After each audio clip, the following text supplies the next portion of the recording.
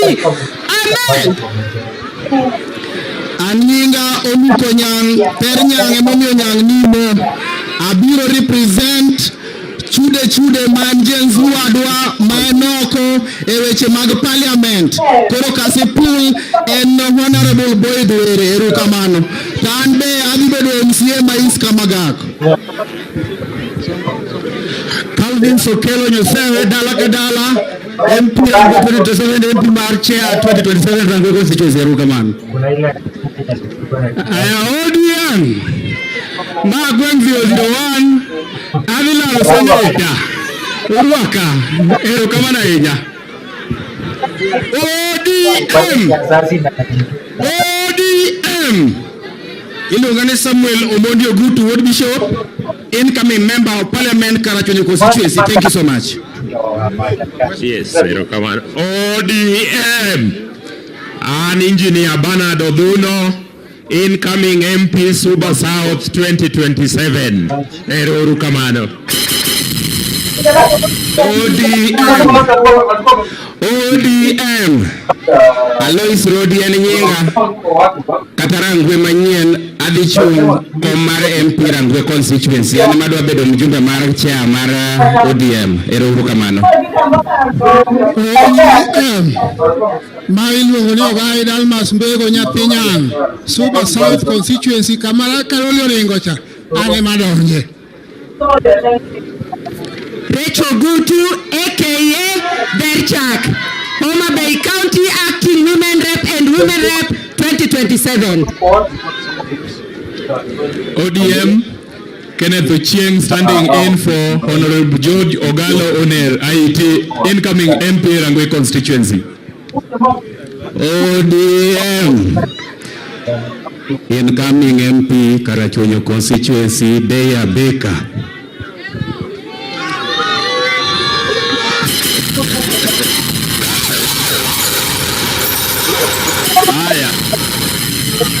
ODM Richard Oumogendo Tipo Aspire Kaka MP Mandewa constituency. Asante sana. Asante majority. ODM Amare Nagar, the acting MP Suba South constituency, because Karolio Omondi is no longer with us, and therefore the incoming Suba South MP. Thank you so much. ODM Anopina Yunis Achung Elo Atieno Bansoda Dr. Joyce Atieno Sogo Osogo Telpa Itajiena Homa Bay County Women Rep Homa Bay Endless Potential Atieno Bansoda Next Women Rep Homa Bay County 2027. ODM Honorable Paulina Modi Achukai Elo MP Masuba North Milele na Milele Honorable Milly Odhiambo Amilo Geza bad girl.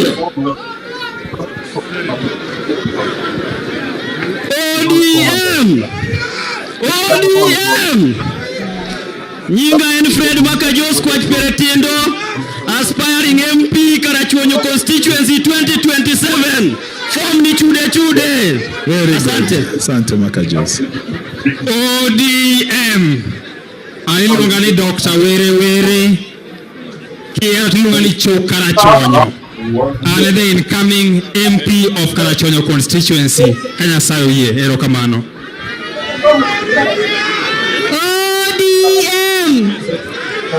Lucy Achieng Manyala, aspiring member of Parliament Suba South and the acting member of Parliament Suba South. Thank you.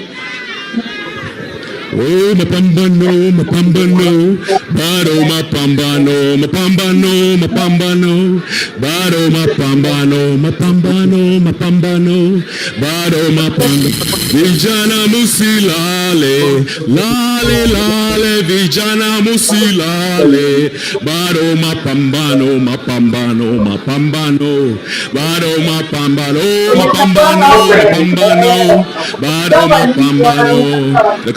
Kenya, and Brian Otieno Kajwang, Ward Mapambano. Nyakwari Nyakwamba. Yes.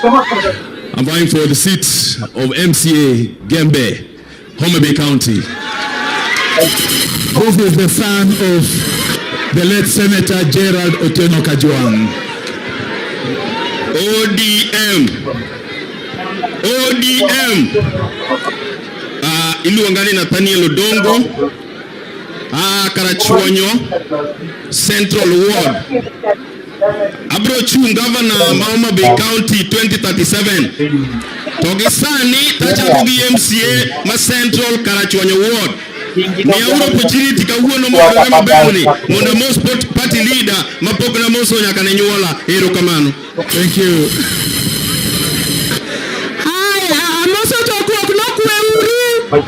ODM Achunga Elo Chairman Homa Bay County Peter Opondo Kaluma and the sitting MP Keno aspiring candidate man MP Homa Bay Town Ochunga Tiende Odikawe Kende Urukamano. Asante, tuwapigie wana Homa Bay makofi. Thank you very much. Now let's come home now. Kisumu County. The aspirant for MP seat, aspirant for governor, aspirants for Senate, and aspirants for woman rep from Kisumu County.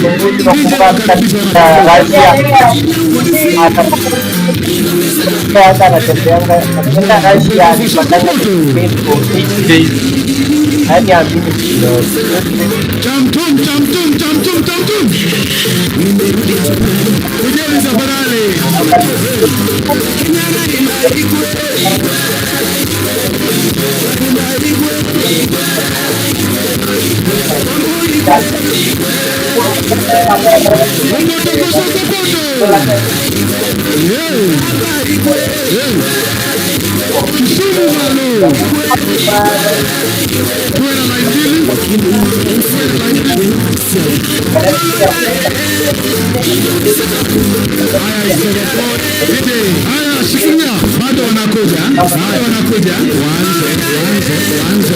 Kisumu has an avalanche of aspirants.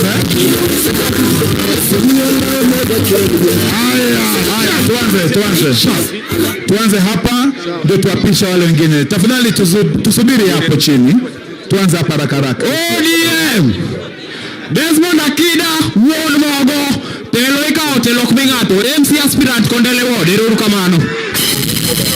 Tunataka MP aspirants, governor aspirants, woman rep aspirants na senate aspirants. Kama unasimama MCA ulikuwa umesimama ukajulikana, tafadhali. Thank you. Seth Ochienkanga aka Aduinyang MP Kisumu East constituency. Asanteni sana. ODM Robert Nyasuna, aspirant Moroni constituency. ODM Joaquim Okech Swaga, current MCA Kondele and incoming MP Kisumu Central. Masani Aswaga, asante sana. ODM Alilu Galijara Wila Dr. Bernard Aete Minu Onidume Kisumu, an MP aspirant Kisumu Central, le party leader ge chairman wa wako 31st Kisumu Robert Malich Eru Kamano. Asante daktari, tuendele. To the party leader ge chair lady Maroma party, anenongane wakili Fred Odumo Nyingoro. With your blessings of the party, I request that we will be serving you Kaka Senator Kisumu County 2027. Eruka mana joturwa. ODM. Anilongani Boris Roche, Anyakwa Rokoreko Gonda, Abibe the MP Kisumu West. Eruka mana. Haya, subiri kidogo madam. Nimeona kuna wenzetu pale wanapiga kelele kidogo. Tafadhali tuendelee kwa heshima. Kila mmoja ana right ya kuintroduce. ODM ODM. Tunataka power. Tunataka power. Ani luongani Carolina Tieno, achunka elo engineer Job Ndege, madwaro kom mar Kisumu East constituency. Ero kamano. Hatuwezi kuwa bila power. ODM. ODM. My name is Ken Oko, currently MCA Hero Ward and leader of Majority Kisumu, parliamentary aspirant Nyanza constituency. Thank you very much. Thank you, Majority. ODM. ODM. Erokamano Dr. Tella Yakach constituency member of parliament 2027. Erokamano warituru chama gadier kendo gi achiel. Erokamano uru Nyasaye mondo gwedhna. Twende upesu pesi. Erokamano engineer Elisha Jakoraro, MP 2027 Kisumu West, currently Speaker Kisumu County. Here. My name is Honorable Regina Atieno Kizito. I'm an MCA at the great county of Kisumu. I'm representing the youth. And I'm the incoming woman representative for Kisumu County. And I'm in the land. Asante Regina. Tuseme jina tu kwa sababu ya muda na tuko ODM. ODM. Dr. Hezron Otieno Makobewa, aspiring MP, Muhoroni constituency. Thank you. ODM. Aleki standing in for incoming MP Kisumu West constituency, Engineer Rob Sea Nyakwaragago. ODM. Asante. Asanteni sana. Mimi ninaitwa Roy Samo. Mimi ndi mjumbe mtarajiwa wa Kisumu East. Nimewakaribisha hapa nyumbani. Unajua mjumbe wetu Shakil Shabir ayuko. Toenga kodhino sebi aviachu kamano. Nyinga Roy Samo achaka nuo mano. Karibuni tena. Asante sana. Tuko wengi, tuseme tu jina na ODM. Nyinga Victor Mundi Onyango. Ne party leader marwa achung ne mjumbe manyando Mheshimiwa Jared Odoyo Okelo en kod wa kanyakla achiel. Erokamano. Thank you. Let's be fast. ODM. ODM. Livingston Odhiambo Owino, Member of Parliament incoming Kisumu Central. Erokamano. ODM. Ani luanga Jennifer Obonyo, achung ne mbunge Honorable Rosa Kinyibuyu, mbunge mar Kisumu West, kendo the incoming governor Kisumu County. Our electric ODM. Kinyinga ilungani Lawrence Odhiambo, representing Engineer George Aruo Lulo Manoko and aspiring Seme MP. Erukamanu. Hiyo app unapoga wamekewa ODM. ODM. Ilungani Samuel Odero kata mtetezi au kuseme I represent Dr. Richard Aya Madwaro Senator Kisumu County. So ni conscience yako tu ndio itakuambia but ODM. ODM. Ilungani Dr. Chola Mbero, ODM member in 2027, incoming Seme MP 2027.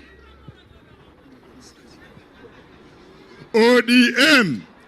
George Omondi Okongo, running for the member of National Assembly, Seme constituency 2027. Asanteni sana. ODM. Aniluongani Engineer Ochiengo Ngoro, aspiring Muhoroni constituency MP 2027. Thank you so much. Hagai, Hawi Kadiri, Moge Mesa, Pesofuko, Giyesu Echunyi, Member of Parliament, Seme constituency. ODM. Dixon Okech, Narombo Maler, aspirant Nyanza constituency. ODM. ODM. Professor Israel Kodiaga, kwa mapenzi ya Mungu abiro di represent interest and aspirations ma Kisumu County Senate kwa yalo gi party leader mara 2027. Yasai madbed kodu. ODM. ODM. Solomon Amuti, standing in for Mheshimiwa Ruth Odinga, my women rep Kisumu County, and aspiring governor. ODM. ODM. Penino Doro, aspiring for Kisumu County Women Representative 2027. ODM. I'm Brian Eliopar, aspiring Senator Kisumu County 2027. ODM.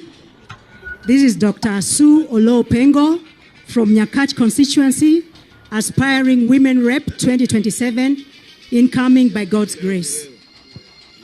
ODM. ODM. Name Honorable Bob CEO, incoming MP Kisumu Central 2027. To the respected protocol, my name is Ker Victor Omolo, the ODM Nyanza Comrades chairperson and party leader. Wakati nimekaa pale, nimesikia kwamba majina inaitwa, wakati nafikiria vile nataka kusaidiana kuimarisha power. Nikaona pia niseme ile cheo nataka MCA wa Market Milimani Ward. Aya. ODM. Ano Tuge Robert. Ana aspire Mondabed nominated MP party leader. Ase kede gini aenya. Tokaba chuk na domo war madu abedo governor. Adoma ni US. Omoso weru kaman. Aya. Anige nyinga iluonga ni General Wycliffe Fachola, standing in for MP Marwa Honorable Rosa Kinyibuyo oro ji mang'eny. To an adwaro position mar MCA Kisumu Southwest. Please, tunataka MP aspirants and above, please. ODM. Anige nyinga iluonga ni Bishop Esbon Odindo, Bishop Kisumu West Enachiel Kende, an incoming MP mar Kisumu West. Nyasaye mondo gwedho gi mago. ODM. Emma Tieno Kelo, the incoming woman representative Kisumu County. ODM. Edward Ajuang, incoming MCA in 2027 Market Milimani Ward. ODM. Caroline Ayugi, Koloa Central, Erukamano. Wanachungwa oe. Polycarp Agwengemburo, incoming Nyakach 2027, and I'll defend it in 2032. Asanteni. ODM. Beatrice Wadiaga, incoming woman representative Kisumu County 2027. Mae milando jodalawa ero urukamano. Aya. The spirit of Baba is here. Miauru Joey. Salim Onyango Tosha, MCA Manyata B. ODM. Giroburu ginya wangaya ni bedonje urujo kama. Mheshimiwa Mike Ongelo Kokrachar Kolua Manyen. Thank you very much. ODM. Onyango Karan, representing Sami 001, Ada Samuel Odoro, Senator Kisumu County. ODM. Ilungana nguda kuja. Joma mine kana joma nyiri to paka ni slim kwa koyot. Nyaka 2027. ODM. Ginyinga ilungani oda wonya yala oda dugi. Onge gima ber na ni machunga mit kama. To mitna. Donje uru meduru jomoko. Ane midhi landa. Donje uru mang'eng. Erokamano. ODM. Ukiri Eli standing in for Dr. James Nikal, MP for Seme, and aspiring for the same seat 2027. Ukiri is waiting MCA for West Seme Ward. Erokamano. Joturo ka wacho kama chungi machunga emamit achung Kisumu Central kama nantie madoke. Erokamano. ODM, Moses Odhiambo Wanjara Jatugo, Anabiro Nyiso Party Leader, Kirembe, Adi mobilize youth from Kisumu, 2000. Gio Wachi, we are all aspirants. Wane urukaka Kirembe Dipong, wawala yacho sate kumwadi chung. Wase chung, anachung Railways Ward. Kirembe, 2000 youths. Manegi moke laka, ero kamano party leader. ODM, kwa majina naitwa Sabino Pio Nyara Yochodo. Aspirant Kachieng Ward Nyatike, Migori County. ODM, Nyinga Wodingeso, standing for Wakili Timon Otieno Oyucho, incoming MP, Seme constituency. Thank you. ODM,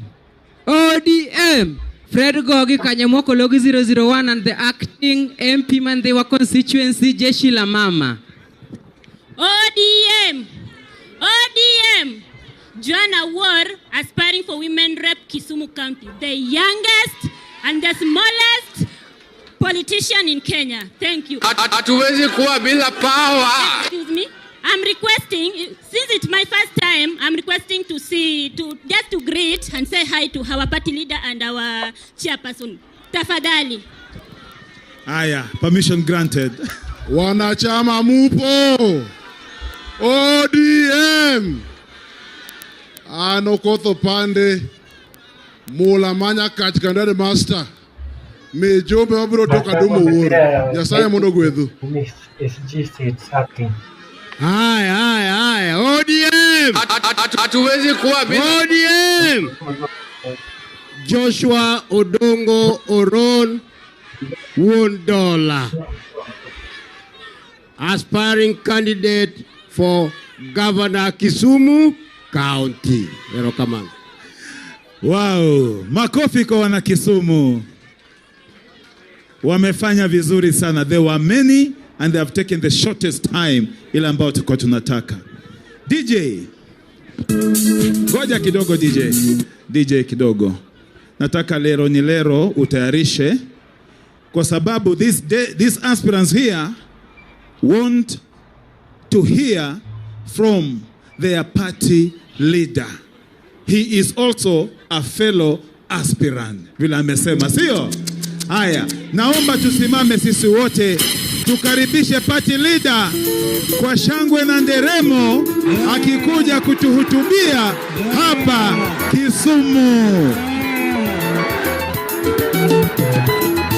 Tupeperushe bendera tafadhali, kofia tafadhali. DJ ongeza. Kofia juu ya hewa tafadhali. Huyo ni youth leader, certified youth leader.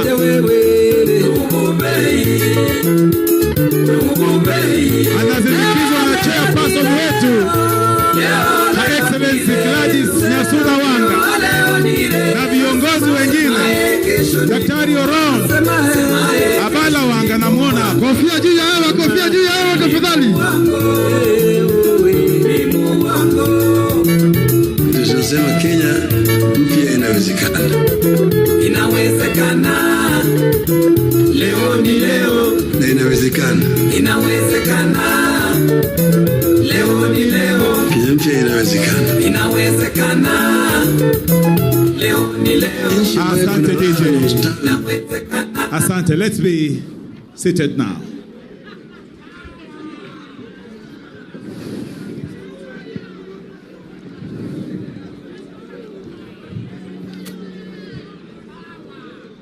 ODM.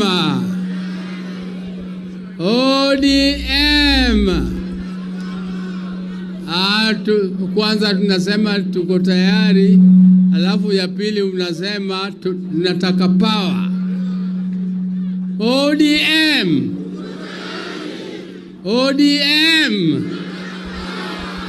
Asante. Sasa kwanza I want to take this opportunity to welcome my fellow aspirants to this forum today. Some of you might be wondering why I'm speaking first before the others. The reason why I'm speaking first is because I'm the one who invited you here. And therefore, if I'm the one who invited you, I must tell you why I invited you. So that when you speak within the agenda. First, I'm very, very happy to meet my fellow aspirants, because aspiring means something. If you want to aspire, it means there is something special in you. There is something burning in you. There is something burning, and it is not burning for your self-seeking, for yourself. It is burning to serve your people. That's something which is burning, must be burning to serve your people. It should not be, if you want to aspire, because you want to get rich in politics, I can assure you, you will really regret. Because I have been there. You know, this is my 7th term in Parliament. This is my 7th term. And apart from that, I had also served as an elected leader here in Kisumu town as an elected councillor. So if you add that, that is 8 terms. 8 terms as a serving member of the assembly here and also Parliament of Kenya. Parliament of Kenya and also the East African Legislative Assembly. Now I want to tell you that if you want to get into politics to make money, there are very few. There are very few, and I think somehow they are lucky because they get away of stealing somewhere. But if you want to serve straight, just serve. Serve your people and be faithful to that. If you are lucky to get something for yourself, that will be a plus, and we shall congratulate you for it. But don't grab. If you get a chance, don't grab. And this our party has that principle. You remember there is one time when Sonko came with a lot of money to our party, and we chased him away with the money because we did not know where that money was coming from. We were saying, why should somebody come and start buying support with money? If you are a true supporter of the people, your people should give you support without spending too much money. It is money which is spoiling the politics of this country.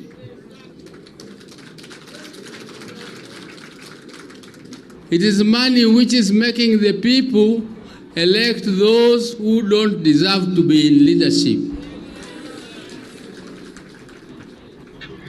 But as aspirants of ODM, I would want unity.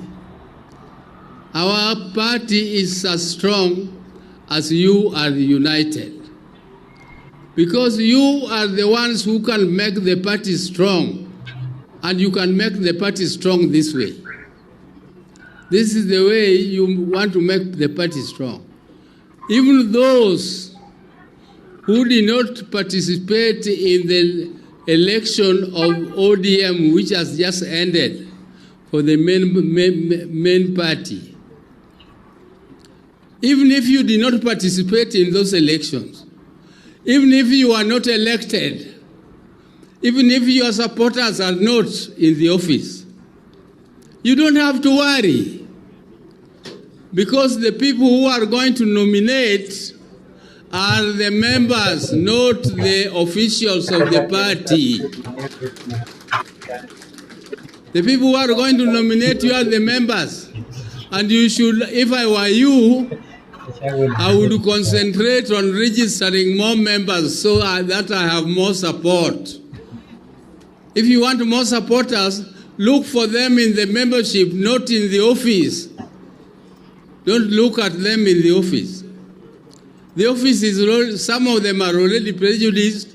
Maybe you did not participate. Maybe your opponent took them when the elections were going on. Maybe your opponent used some resources on them, and they might not be very friendly to you. But don't worry. Don't worry. Me, I tell you, don't worry.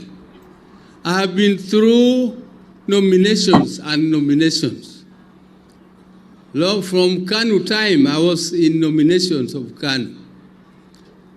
And I can tell you, in Fort Kenya, when I came in, the nominations were by delegates. But we are lucky that our nominations will be by members.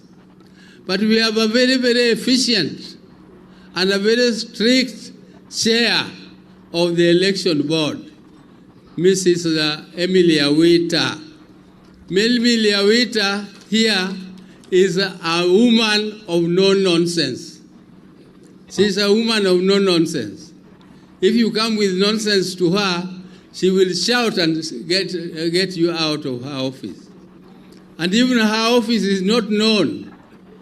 So where to find her is also difficult. So where to find her to give her something small will also not be easy. But I can also assure you that there is another one called Oburo Oginga, the party leader, who will not accept any bribes because I don't need it.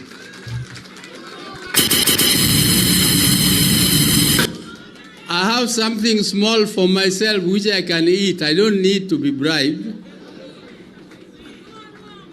So, even if you are my friend, even if you have money, even if you come and give me money for fuel, don't think that is you are buying my favor.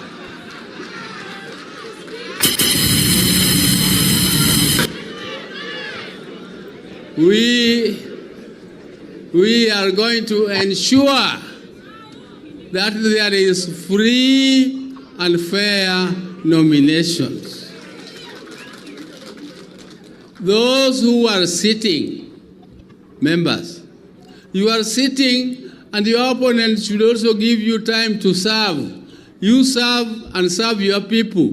But election now is only 1 year and 2 months. We only have 1 year and 2 months to the elections. So within these 1 year and 2 months, those who are incumbents should work very hard and deliver services to the people. Because whatever services you have delivered to your people, that is what you will use to stamp your chest and say, I did it, I did it, I did this, I did 1, 2, 3, 4.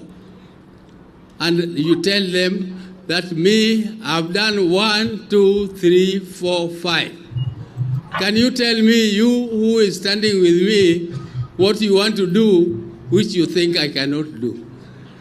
But if you have done nothing, you have nothing to show. So, but when the time comes for the elections, all the seats will be vacant. They will not be yours. They will be declared what? Vacant. So but I want to tell you people, as ODM aspirants are not your enemies. These are your brothers and sisters. These are your brothers and sisters, and these are the ones who will campaign for you after you have won the ticket of ODM. Because winning the ticket of ODM is not winning the seat, the parliamentary seat. Other parties are still free to field their candidates against our candidates, and in this region of Nyanza, we are ready for them. Let those other parties come. But what we are saying is that this region of ours is zoned for ODM. It is zoned because it is zoned only between UDA and ODM. that where ODM is strong like our area here, UDA will not field their candidates. But nominations within our party will be free and fair. So when we are talking of zoning, it is not zoning with Gachago or whatever. How do you call him? How do you call that party? Jesus? I don't know whether it's whatever. So when we are not zoning with Martha Karua, I heard her also talking about zoning. So, Martha, we are not interested in zoning with you. You can zone with whoever you want. But we are zoning only for ourselves within the coalition of ODM and ODA. And these are still under negotiations. And this thing called zoning happens in every election. Even in the last election, we had zoning. That is why we lost Nairobi. Because our friends were saying, we leave Nairobi for them and they are leaving the presidency for us. But what they did not do is to give us their people. So I don't know, that zoning did not work, but it was there. It was all there all over the country, we did it. So whoever is talking of zoning as if it is a new concept is deceiving us. It is something which will happen whether we like it or not. It will happen. That one will happen, and it is not an issue anyway. It is not an issue anyway. But we want to say, what I want to tell you people, that you people know that we are competing to win in the coming government. And winning in the coming government means we are going to form a coalition with our partners in the broad-based arrangement.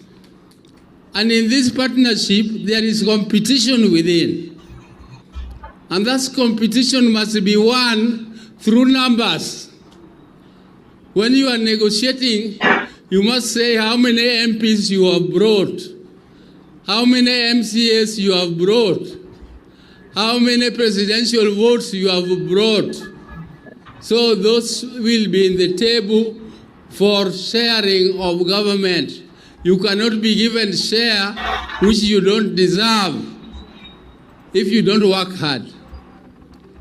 If you people don't unite, and you must know that this region, Nyanza, is the foundation of ODM.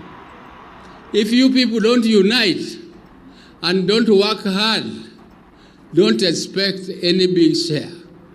Me, I don't want to lead you to the wilderness. I want to lead you to the government, and we are going to be in government. I'm very sure we are going to defeat our opponents, but in that sharing, we must get our good and deserved share depending on our numbers. Is that clear? Is that clear? If that is clear, kuru jothuru kadwa ni mona melu weche mang'eny mokadho kanyo. Ana luongo umani mona jiu nikech unie teko party.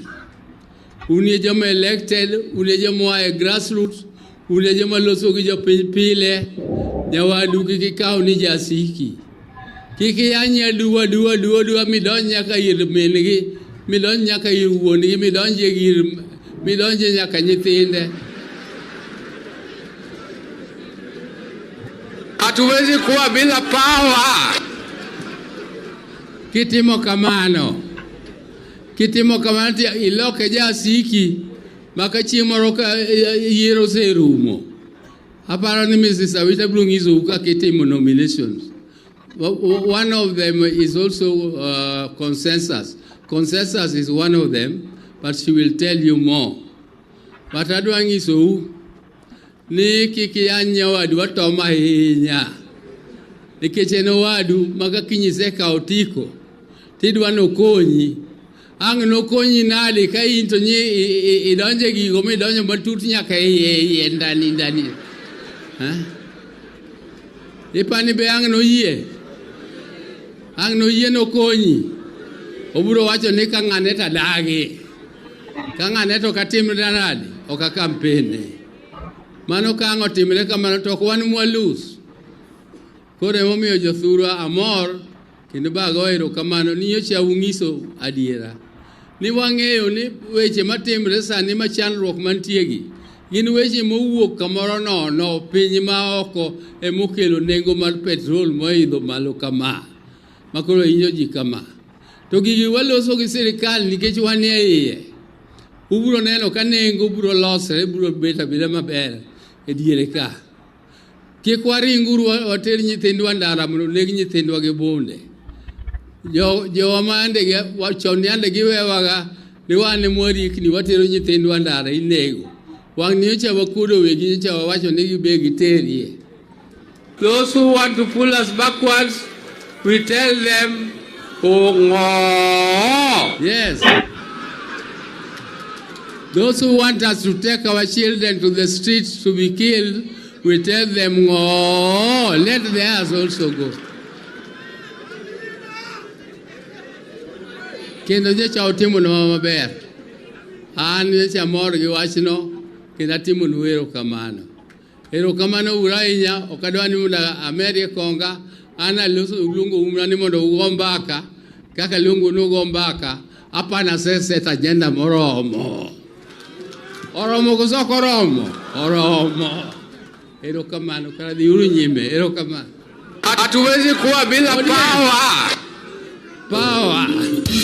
Ayaye maendalo sechoromo waluonge Yesu meja mine maendalo sechoromo chogo sana meja to bura to biro Kisumo ka maduong' bura maduong' Kapolo tarik 31 dweni Kisumo wadwa no pong lo wadwa ni Kisumo pong meao mingogi mio oko kendo wadwa ni mondo ung'is power maru wadwa ni mondo ung'is nudwa power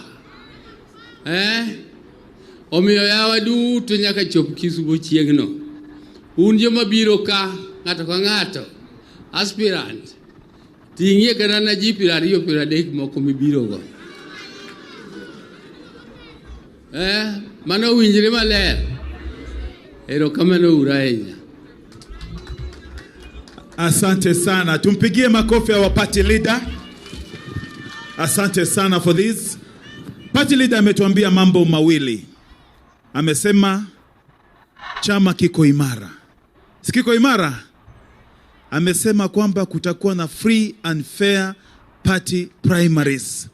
Simefurahia hiyo? Na jambo ambalo amesisitiza ni kwamba zones za ODM zitasalia kuwa zones za ODM and that arrangement is between ODM and UDA. Tuko pamoja? Kwa hivyo members of the press mumepata message. Sasa my dear friends, DJ niwekee wimbo mzuri wa kukaribisha our national chairperson. Subiri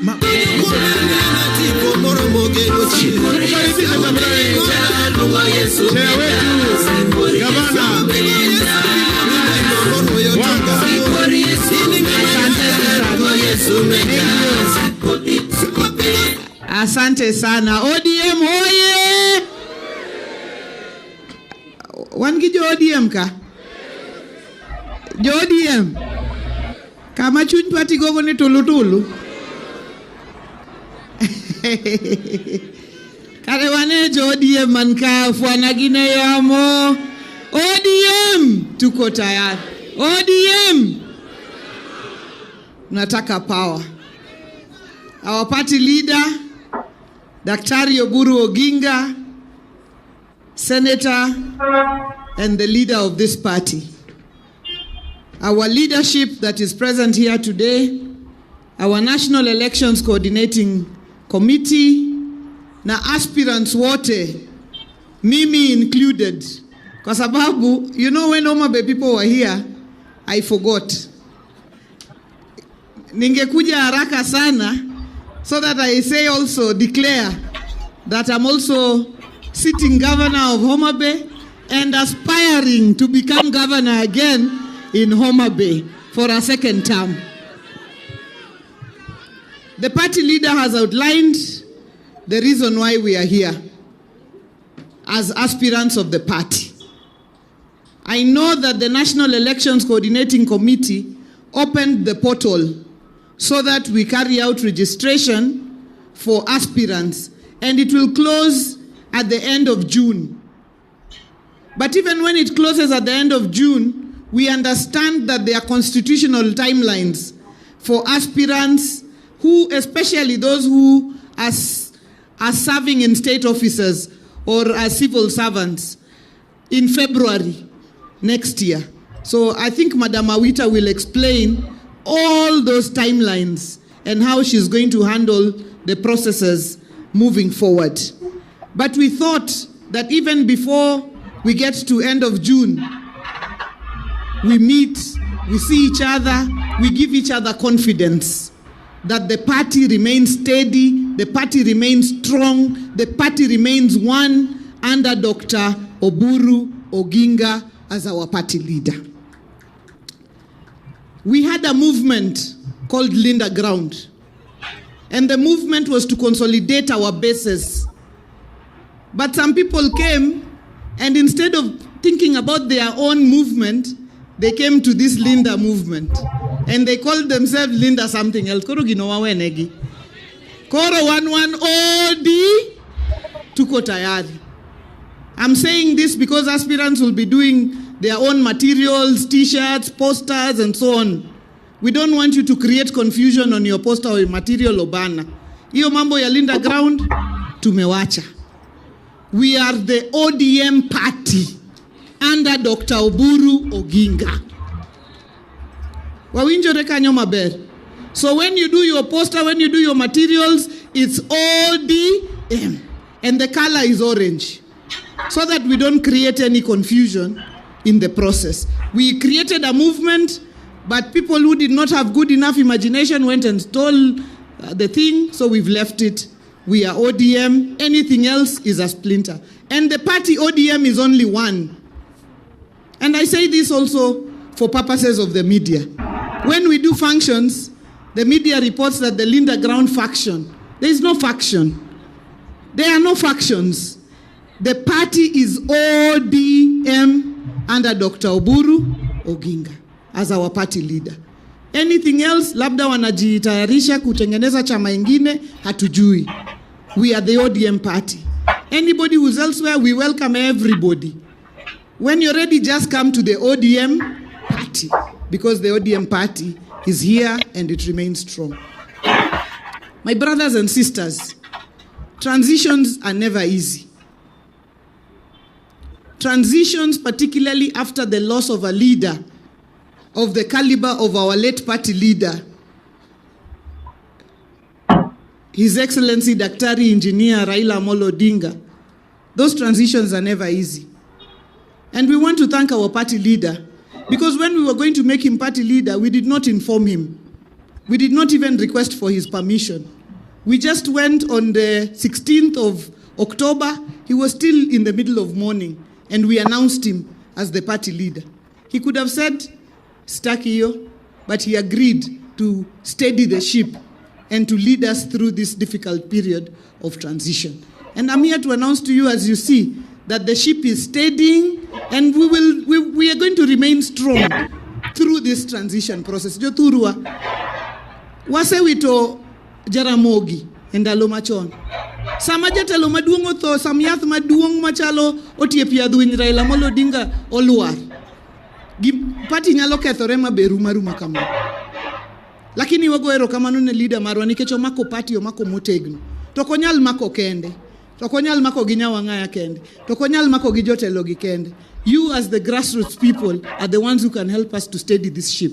And I can tell you this ODM brand, I usually say it's the largest party south of Sahara and north of the Limpopo. And it is true. If you want to know it's true, Google. Go even to ChatGPT. Ask for a massive opposition movement like what ODM has been. You just Google there, type, you will see that the Orange Democratic Movement Party will come up as the largest south of Sahara and north of the Limpopo. What does that mean? South of Sahara, wachana na Algeria na huko juu, kuja hapo chini. North of Limpopo, wachana na South Africa na hapo chini, kuja hapo juu. In the middle there, we are the largest movement.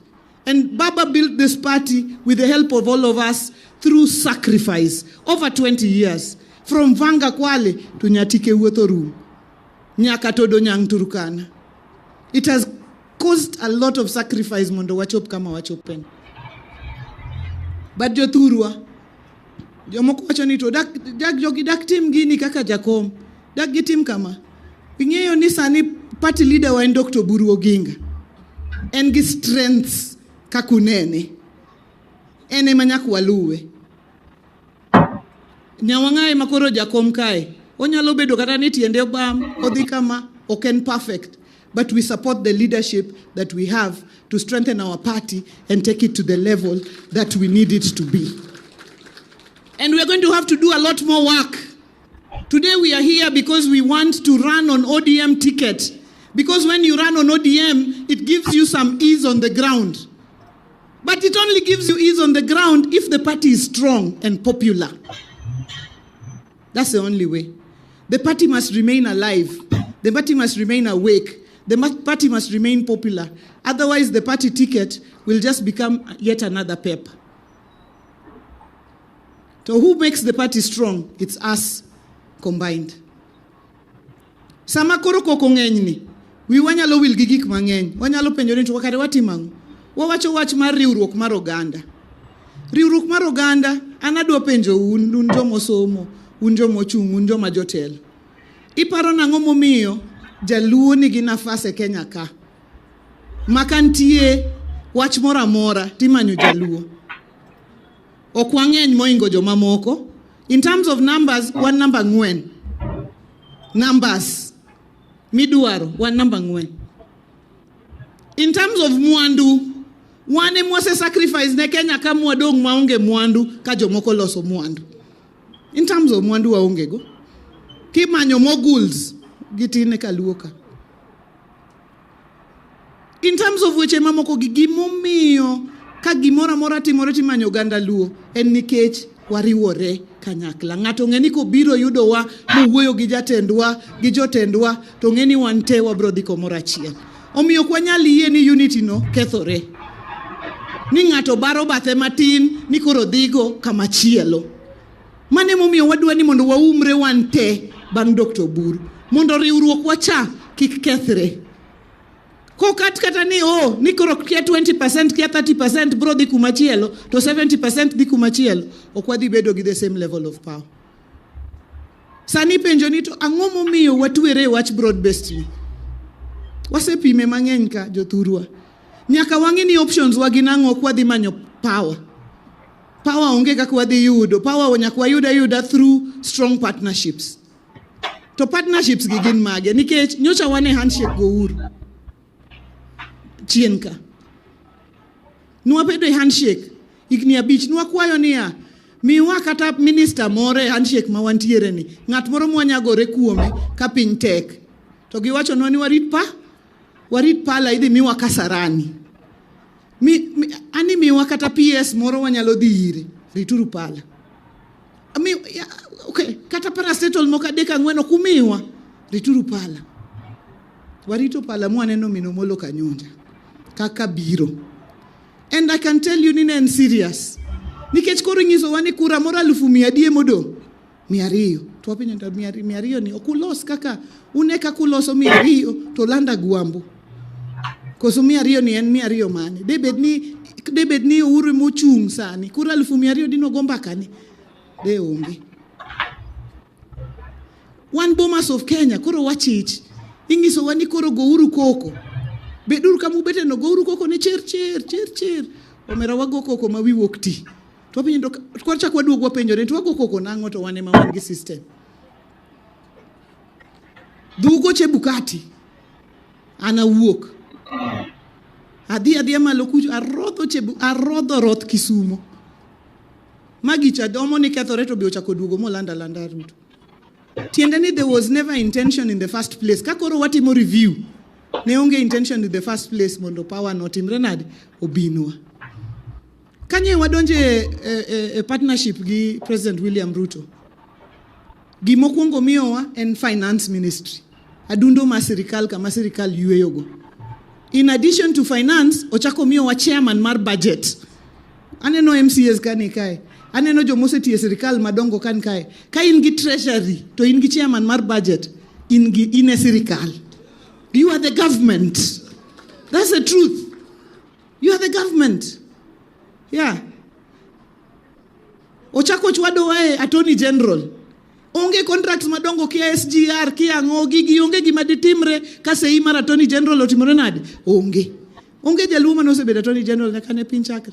Kata minister ma finance no onge. Kata mane wayware gi Kibaki cha gima nowacho ni en deal breaker ne en kane wadwaro minister for finance. Ema nowacho ni moro gi teto wachuru to mar minister finance ni to kikuwuoe. Koro pimna uru nikech jibe wuotho ka wadhi ure one time wadhi uru kia kure. Apenjo ujo thurwa.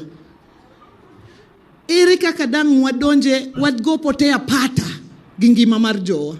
Mano be is something we must think about as aspirants, and we must take it out there for our people. We cannot play potea pata with the lives of our people. Can sacrifice. Our people have sacrificed through and through. And we are paying the price. We are paying the price. Infrastructure. The kate police man ni reja luoma duong mugik. The katakure the in any organization imanywa waonge. Not because we are not clever, just because of the sacrifice we decided to make with our late party leader. Wawinjore kanyo jothurwa. Mane wuoth manadwaro ni mondo kata kwa wuotho to wangeni mae wuoth mwa wuotho to wuotho for this reason. Kwa dhie wi mesa wan gi party leader wasekete mbele. Wangise ni gik ma wan go gi magi to wan go manyinwa mamoko bende as a party mondo wabedgo. And when we go onto that table, it has to be a 50-50 arrangement. Because ODM is the largest party south of Sahara and north of the River Limpopo.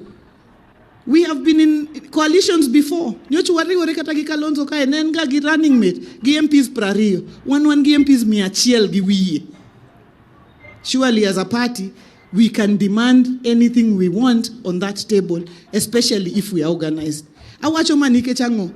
Power cha, every aspirant here, you know ni kom ka kom mwachunge ngatachiele mi the year. At the end of the day, only one person will be elected. The rest of the people will be here looking for also something else to do. And they can only find those opportunities if we are in power.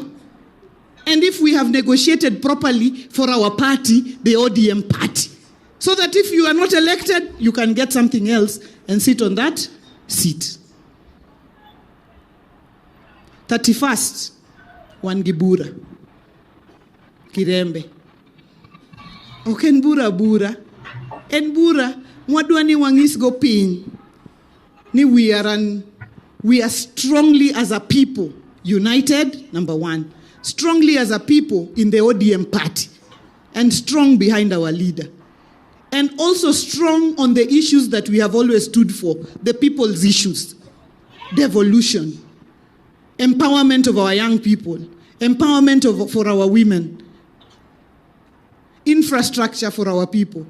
En bura mwadwa make go statement kako ganda to pinje tengiyowa. Koro wane chuny lweny. Koro anadwa wacho ne ngoche. Penjirandi ni ka in ngoro ponde bwo kitanda.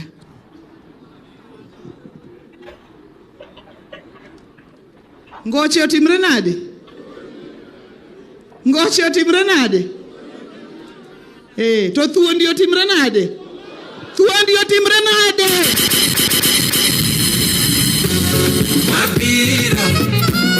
Wapiro kimaino, pero watanja kawono.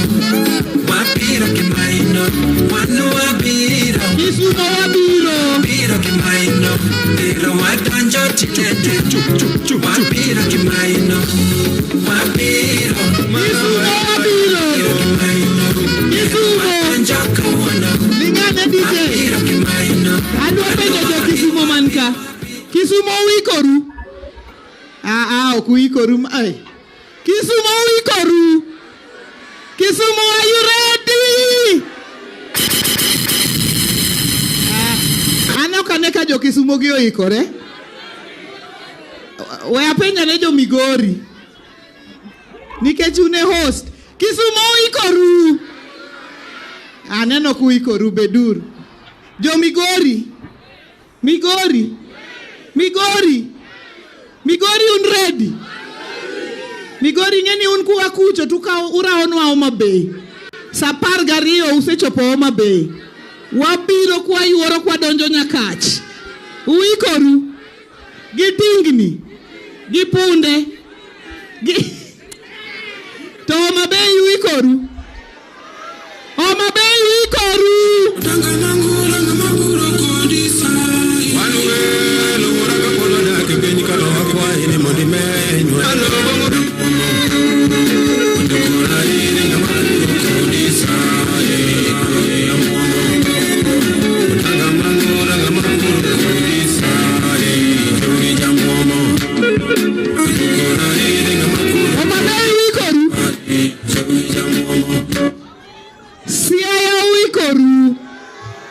Siaya uikoru kalo party leader chiengno. Wadwa duwo kode Siaya gi liyo. Omera dano mawuok Siaya gi party leader lufa parga beach kabiro. Kochopo holo to jo some gi jo Kisumu donjo kanyo. Omera uikoru. Niket negi jowi gidwa mielo jowi. DJ yawa. Odanga mangura ngama puro kodi sai jowi jamomo. Nikech gine magidhi rwako wa. Awinjo nyithindo ka ongisana awinjo ni dhana lufa apar madhi ninde pap kapok pinyoru. Kisumu hoye. Kisumu hoye. Kisumu ikoru. Speaker ikori. Bas. Huwezi kuwa bila power. Hatuwezi kuwa bila nini? Tunataka nini?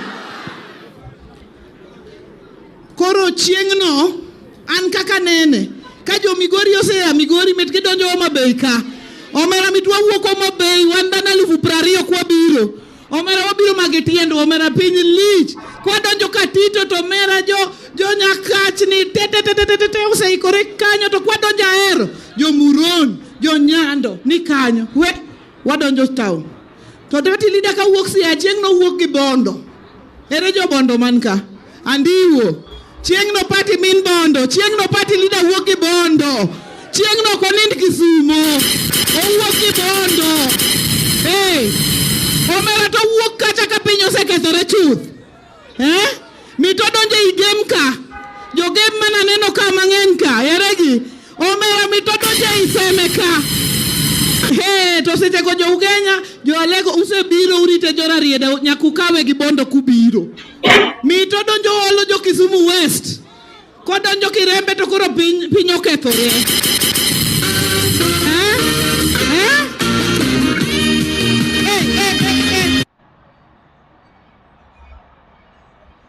DJ, pana leta mchanganyiko.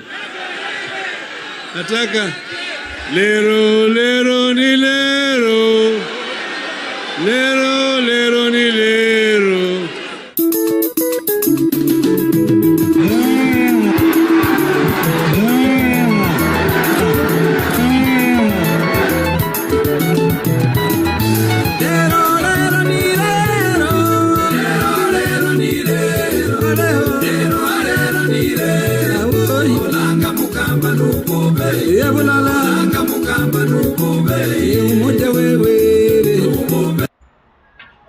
Daka winju Kisumu watimango. Kisumu watimango. Koro party leader sekwau. Kikibi kendi. Kikibi angoa. Ayie gi ja railways manobiro ka owacho ni en ji 2,000 mabete pap kacha ochunge ja railways. Ang'eni udhi biro gi ji to minimum mangato bigo bigi ji 20 minimum. Minimum. Taneno kandiwo nyiera ni koro ji 20 biwuoye wigi ya.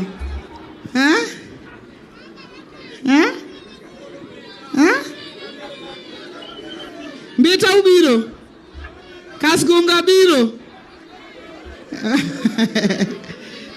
Bas, ananeno ni chieng'no, okinyal yudo thuolo machielo mar make a statement. You never make a statement twice. You make a statement once and you must get it right. And our day to make our statement as our people, as a party, is on 31st. So let's get it right. Nyasayo guedu, koro mae kaka program didi matin. Nikech ang'eni ji nyomondo. Wabiro kae a Law National Elections Coordinating Committee. Adwa na luong, kikichung mondi, adwa chiwa the flow. The National Elections Coordinating Committee, oloskodwa. Kotieko, tuwabro bedo gi plenary. Maybe 3 people bro wuoyo from every county, just to raise any concerns, any issues we may have. Because this is a consultative forum, it is not for us to speak, it is also for us to listen. Jiadek Moko Olos from here. Then we have national leaders here and county leadership. Because plenary also raise concerns, I will invite our national leaders and county leaders who are here. Let me just recognize our deputy governors. Deputy Governor Mahoma Bay, Dani Shonyango, Erokamano. Deputy Governor for Migori, Dr. Mahiri, Asante Sana. Those are our deputy governors. Our speakers are also here. Polika Pokombo, thank you very much.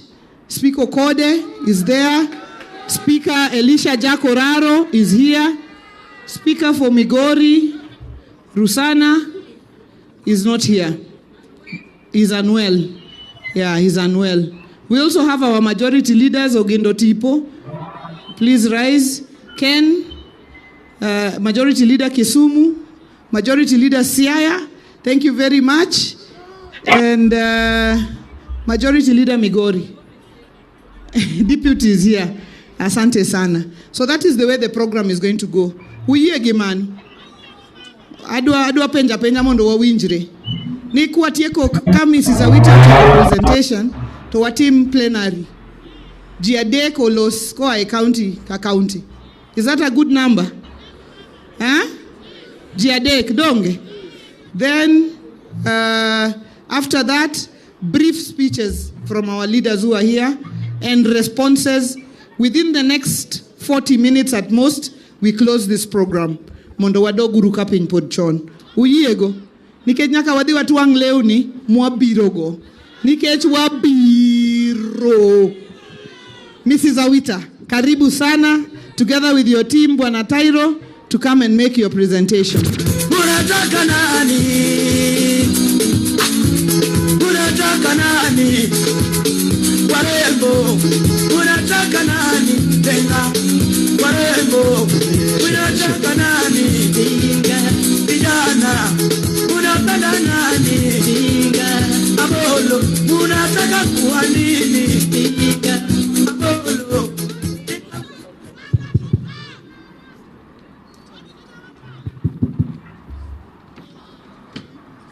Now to our able party leader,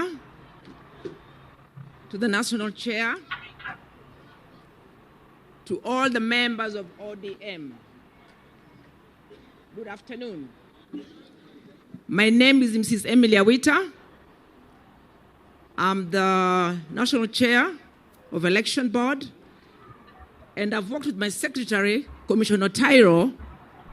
We are 3 commissioners. One did not attend because this was an urgent meeting. Now I'll give you a brief on what is supposed to be done with the Elections Board. But before that, I want to thank the party leader for prior talking about me. I'm happy to hear that, and thank you so much, party leader. Now, good afternoon, and welcome to all of you. You are here because you want to carry the ODM flag in 2027. That the ambition is welcomed. Parties grow when good people step forward to serve. But let us be clear from the start. Wearing the ODM ticket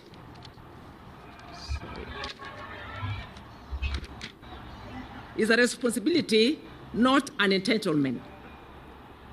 The rules will be applied the same way for everyone. Thank you, thank you, thank you, thank you.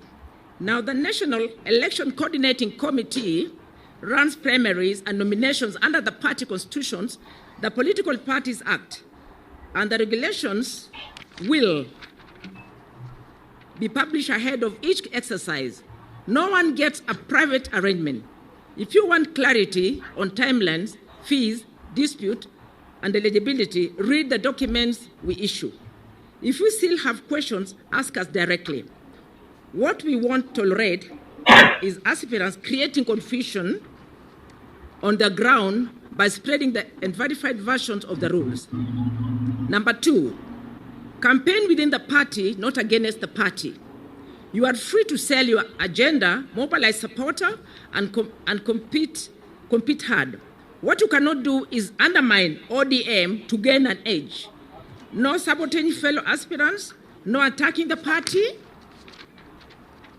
in public, no early campaigns that violate IEBC and party timelines. The member you are attacking today is the person you will need to campaign for you tomorrow.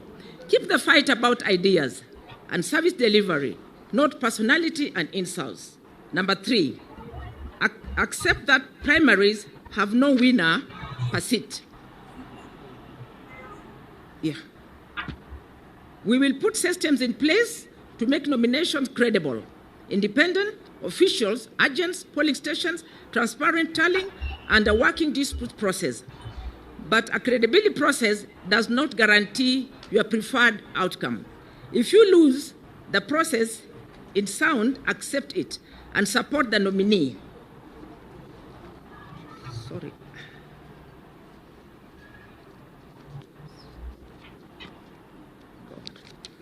Sorry for that.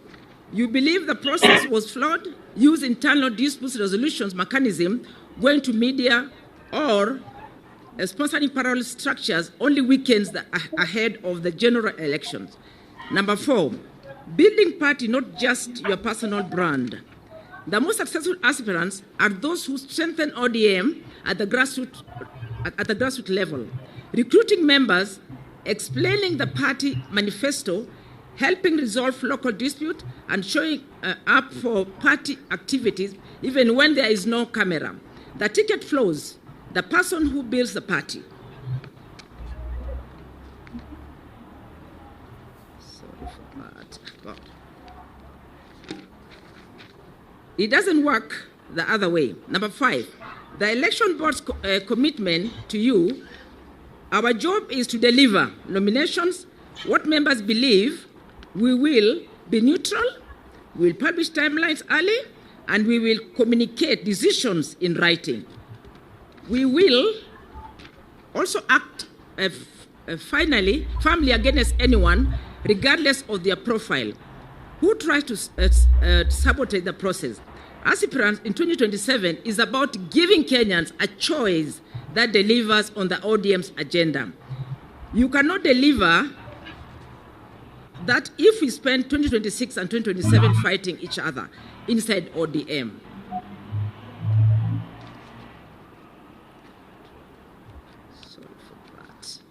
Sorry for that.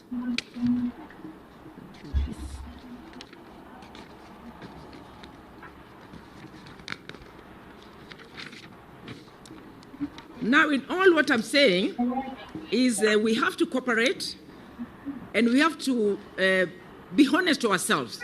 Us as election board members, what we have said will help you do good nominations and also help us do good nominations.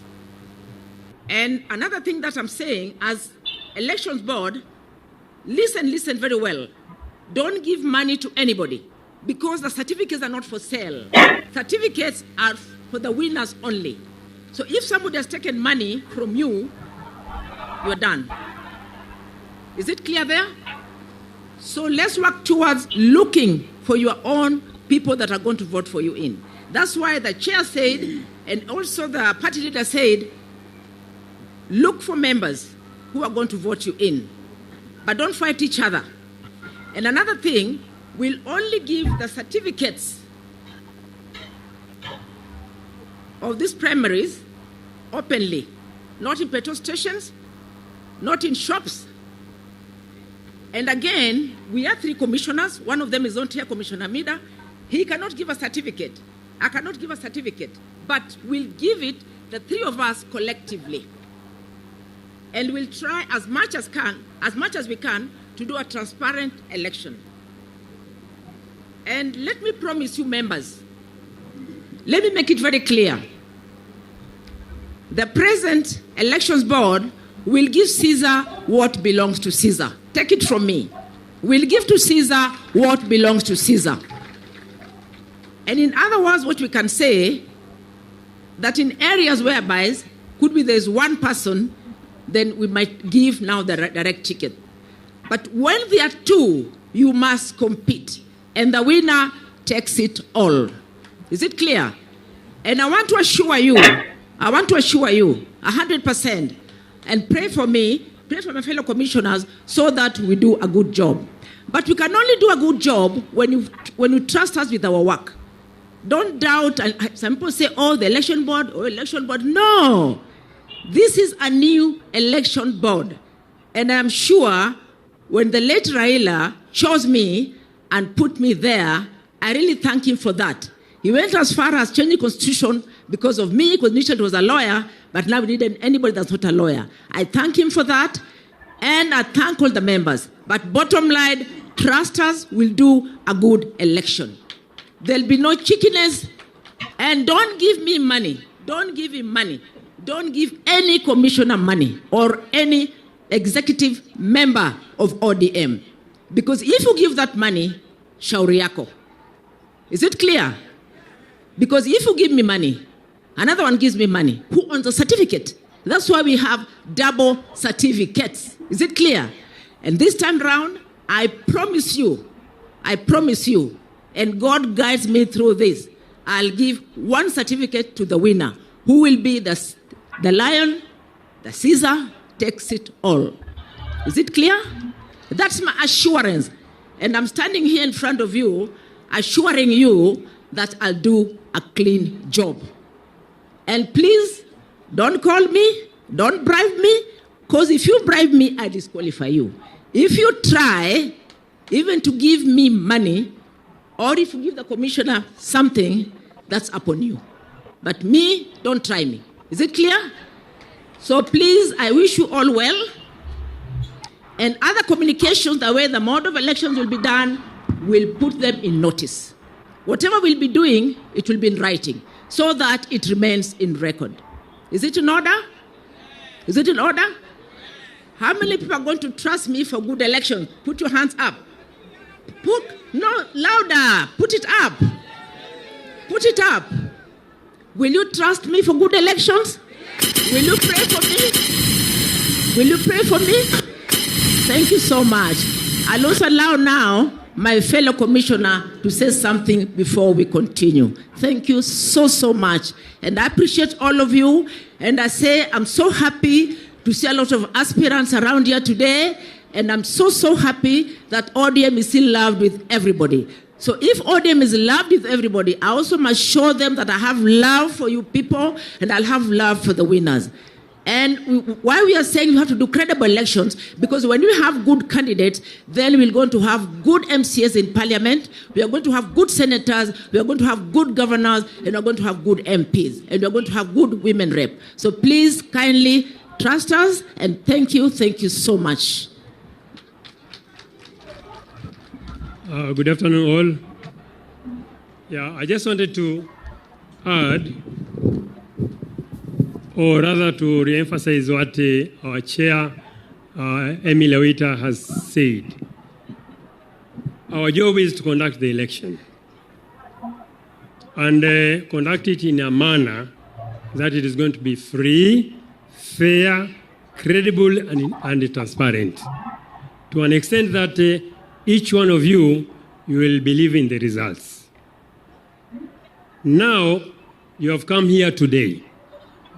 You've shown us that you are interested in running for political positions 2027. Now, I would like just to urge you. Now, when you move out of here, you are supposed to do some 1, 2, 3 steps which is going to help you, help the party, and help all of us.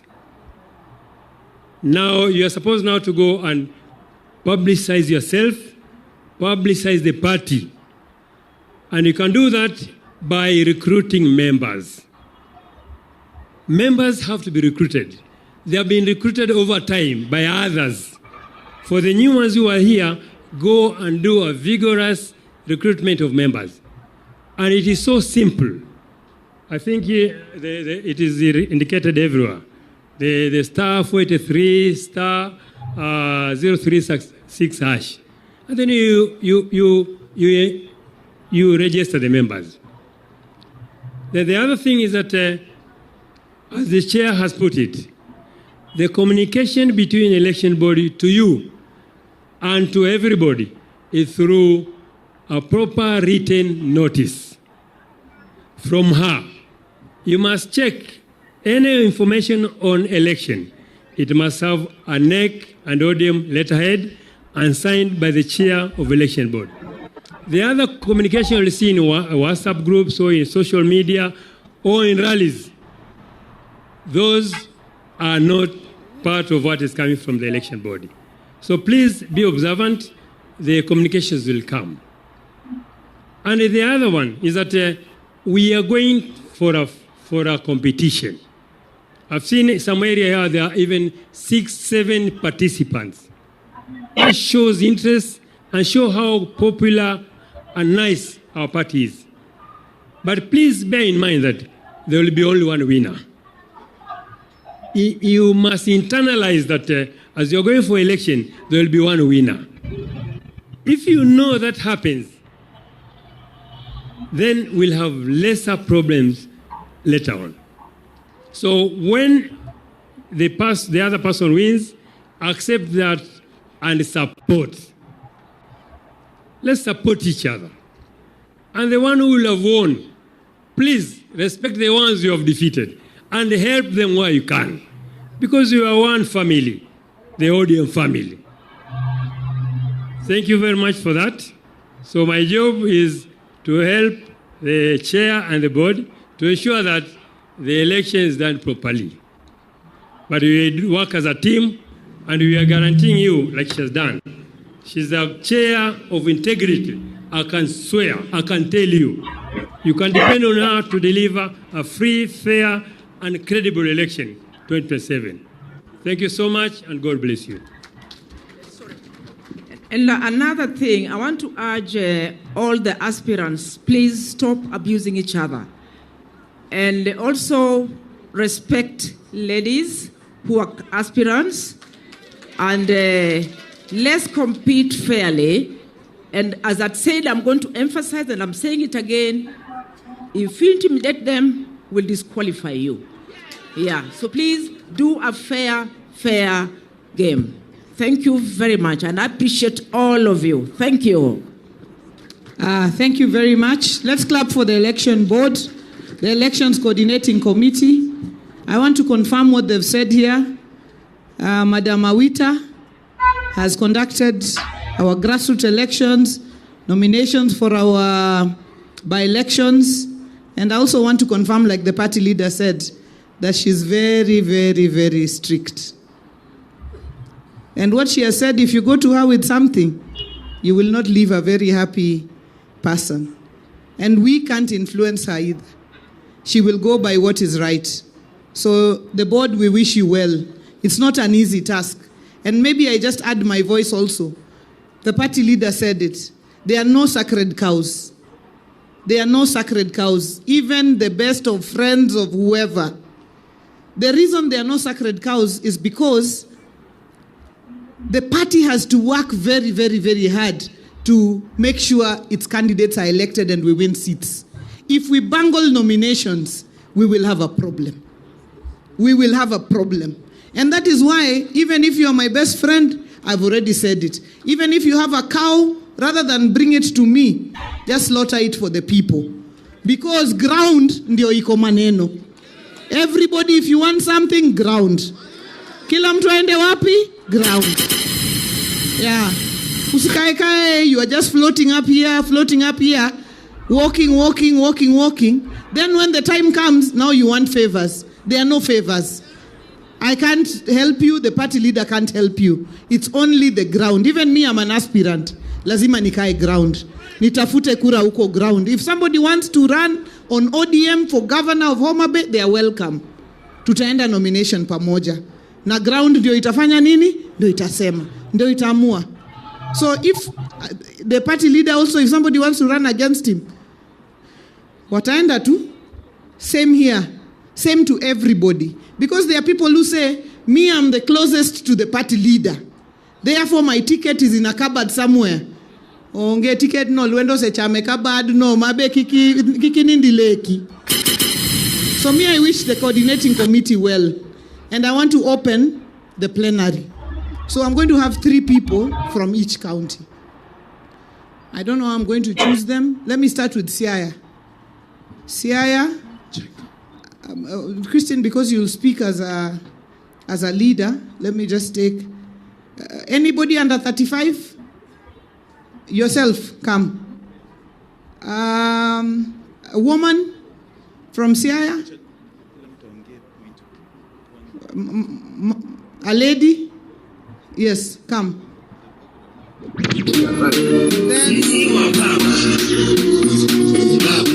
above 35. Yeah, DJ. Kidogo. Above 35. Come in the army shirt. Please come. So you have just 1 or 2 minutes to make your point. If your point has already been made, don't speak further about it. ODM. Okay, Ginyinga Ilungani Sylvester Otieno Balara, and former student leader Mary University, currently aspiring for MCA Southeast Alego Ward, that is Siaya County. First of all, I want to thank our party leader and the chairperson for organizing such a wonderful platform so that we can give our submission as a party. First, you have assured us that the nomination is going to be free and fair. I believe it's not just by the word of mouth, but it's going to be an action, because we have several situations where you see you win on the ground, but when you go to pick your certificate, I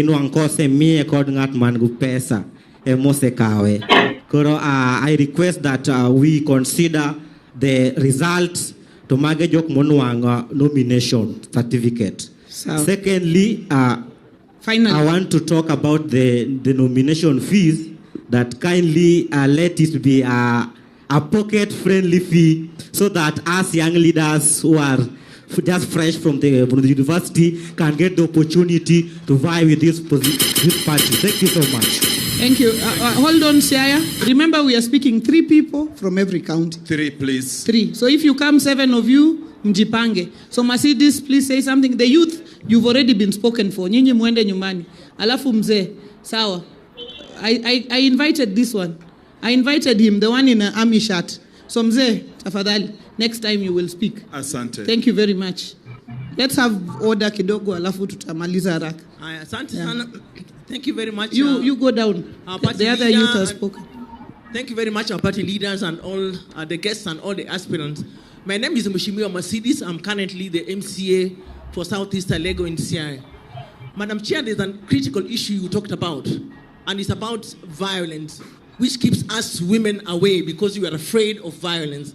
So I'm appealing to all aspirants, please, let's behave with decorum.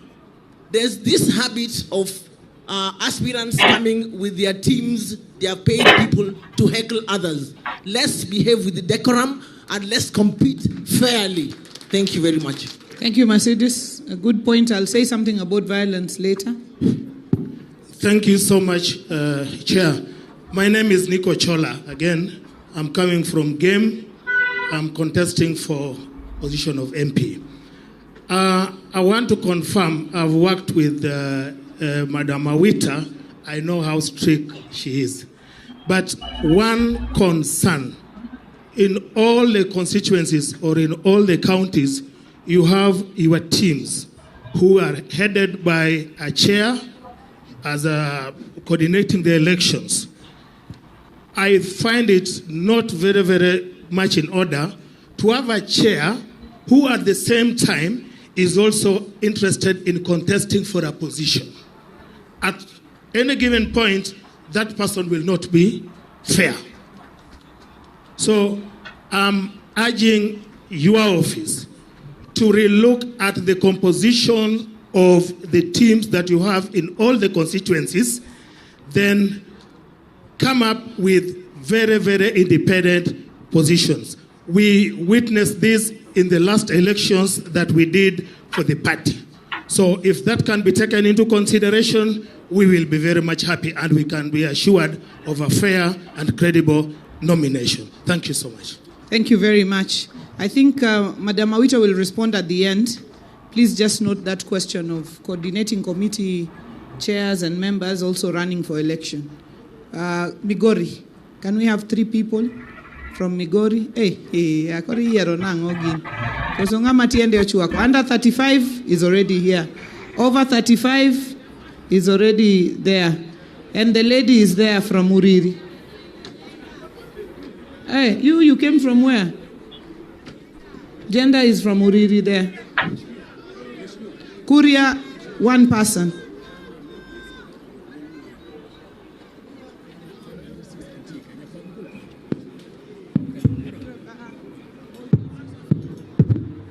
We have 3 people. Where is the young person? Yeah, okay, go ahead. And 1 person from Kuria. Thank you, Madam Chair. My name is Nelson Obonyo Adoko, aspiring Member of Parliament, Rongo constituency. I only have 2 issues to raise.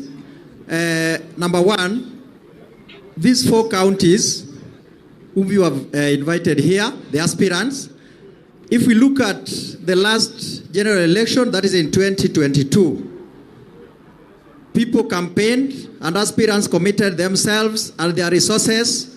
Then in the long run, 90% of the sitting MPs were granted direct nominations. So I'm now asking the chair and the National Elections Coordinating Committee to assure these aspirants that there is nobody who is going to be given direct nominations unless under the conditions which were enumerated by Madam Awita. Secondly, Madam Chair, in most cases when the party is having maybe a grand event where members of parliament are there, aspirants are there, we feel that we aspirants were not given equal playing ground as other members of parliament. We want to ask you that when we are having events within our constituencies or counties, when the members of parliament are being given opportunity to address the people, also we request that the aspirants are also recognized so that we also reiterate our issues to the electorate. Thank you. Thank you very much. I think those are noted. Those issues are noted. They will be responded to. Yes. Thank you very much. My name is Rachel Ngalo from Uriri constituency, Migori County. Now, just 2 issues that I would like to put across. Anena uja Uriri unkanya. Era urukamano we watch magidoluo. Number 1, ntiere complain ama this quiet moro mabiga Migori to wacho ni Migori ka wayiero ngato kendo wayiero okwayier party. Ngato nyaka bed ja party donge. Party leaders wacho ni nyaka wadhi kacha chaka wategno. Nyaka wayiera kaka Uriri Migori kacha. Nyaka wayiera ngama jangowa ja party. Nikech aseneno instances ma independent, especially MCAs. Kano manga to ticket to mingat machielo. Joma no big independent, they are really struggling in the ground. Koro wabedru jo party, joma penjore ga ni Uriri Migori nigi ODM adi. Uriri nigi ODM achiel, which is under our party leader and headed also by our fellow comrade, Mrs. Madam Wanga. Mogi, wawe urulaore. And Migori, I think we are only 2 now. I saw another one. 2 women on ODM ticket. ODM ong'ere gi weche mang'eny. Ji nyisa ni recho, ok idhi kate poti moro. Ka dhi e party no udhi yiera. Dong nyaku yiera mane ODM ka. Fellow aspirants, let us work together. Let us build the party. And importantly, let us respect ourselves and let us respect our leaders. Wauru gimoro ni wan jolina. Ng'amata no se we wane ODM. Donge wawinjore. Ero uru kamano. Give the young man. To Her Excellency Governor Gladys Wanga Nyasuna, give members, aspirants, fellow aspirants, Amosuni ODM. I'm Dickens Ojuang, popularly known as DK, Kodimato Chieka Chieka. I'm an aspirant for North Kamagamba Ward in Migori County. And I want to say that for the last 10 years, North Kamagamba has never had an ODM MCA. And I'm going to make history as the first elected ODM MCA. We are not coming here because we are young people and we don't need sympathy. All we need is a fair playground. Because you may realize that as a young person, I've been made to understand that the world do not reward potentials. You may be having potentials, but the world reward presence. And that is why I presented myself here, so that at the end of the day, I also get rewarded. Number two, ODM has not been a begging political party. I've witnessed in the past where ODM has ruled in all governments. Even as we speak today, you've said, "Wane chun sirikali here." Even in Uru's government, Raila came up with BBI. He set standards for that for the Jubilee government. Now we are here today, and you've told us very clearly that ODM is going to the negotiation table as an equal partner. So we want it to be this way as the young people of this party. That if the president comes from UDA party, the deputy president must come from ODM. And that one must be put into consideration. Another thing on the National Youth League movement, Youth League, the president of the Youth League is not even a youth. Because constitutionally, the Youth League, a youth is somebody who is 18 years and 35. Raila once said, and he stood with this very clearly, that our party must always nurture youth. We cannot prepare a future for the youth, but you can only prepare our youth for the future. How can we be prepared when the people occupying the places for the youth are elders? So will you kindly consider that? ODM! Thank you very much. Thank you, Janoth Kamagambo. I think, Mrs. Awita, you've heard that. And I know that towards the end of this year, you're going to have elections for the National Youth League. So wale ambao wanataka viti wajitokeze to become president of the Youth League or secretary general. There's going to be elections. Awita will tell you. Thank you. Thank you, Madam Chair. For Migori County, Kuria is included there. But our main concern is, apart from the MCA seats and the MP seats, the top organ seats we have to negotiate because we feel kuna kamchezo inafanyika hapa. Like now, Madam Chair, we are requesting this. Since Baba was alive, in 2013, Kuria, we underwent negotiated democracy to fight for that power. We were accorded the seat for senator. That is give and take. So even in this particular election that we are going to strengthen our party in our area there, we are coming for that particular seat. Yeah, Senate. Finally, we also appeal for inclusivity even as we run the election. Let us also see the Kuria people included in all those other places. Otherwise, thank you. Thank you very much. I think you've made a good point that ODM is known as a party of minorities also. That's how we've grown across the country. So that must also be taken into consideration. Again, the Elections Coordinating Committee and the NEC have had Homa Bay, 3 people. Okay, Makajos under 35. Kuja. You know the drill. Under 35, one woman, one elder. If the three are on the stage, it's done. Yeah. Where is the lady? Oh, Florence is already here. I'm sorry. Sawa, tuendele. You are which category? Youth. Okay, so Maka Josi kitu imepotea. The Thank youth you so is already much. here. Thank you so much. No, thank you so much. ODM. Madam Her Excellency, the Governor, I'm called Wycliffe Juma Obonyo. I'm called Wiki.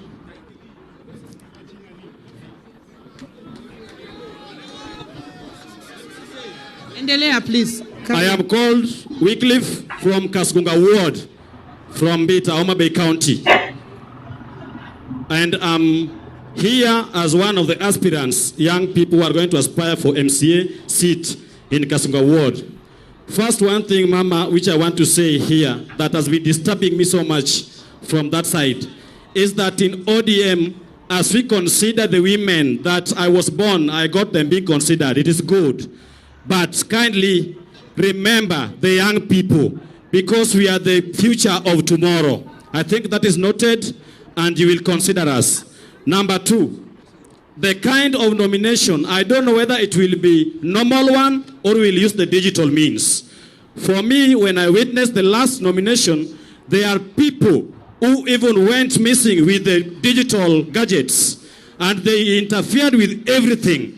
Kindly consider that and put in consideration so that the person who has won the election to be announced. In conclusion, I urge us that those who are already in the seats, you are already an MCA, you are already an MP. Kindly, we are not your enemies. I know there's personal interest that you are getting a salary, you are getting everything, but we have a party to protect. We have our leaders here to protect. Mama, if you are a governor and you are running in my county, Homa Bay, wherever I go to sell my agenda as an MCA, I have to mention my governor, also to give an advantage to other aspirants, so that them also will be elected together.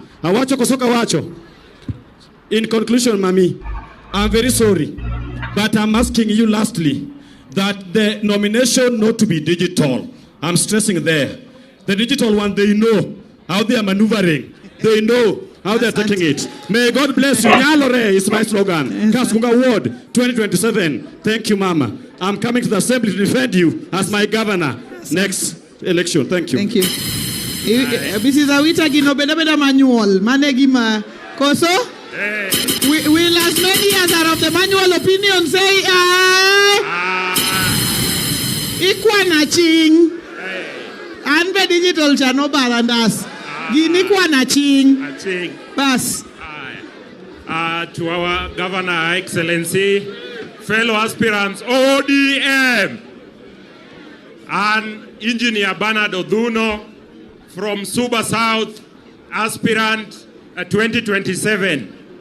Riding on the already established protocols, I would like to add, Your Excellency, the challenge we have had as Suba South people, and we need to share it, was the direct ticket that was given to our serving member of parliament. So we are requesting that in this coming election, we do not have direct ticket.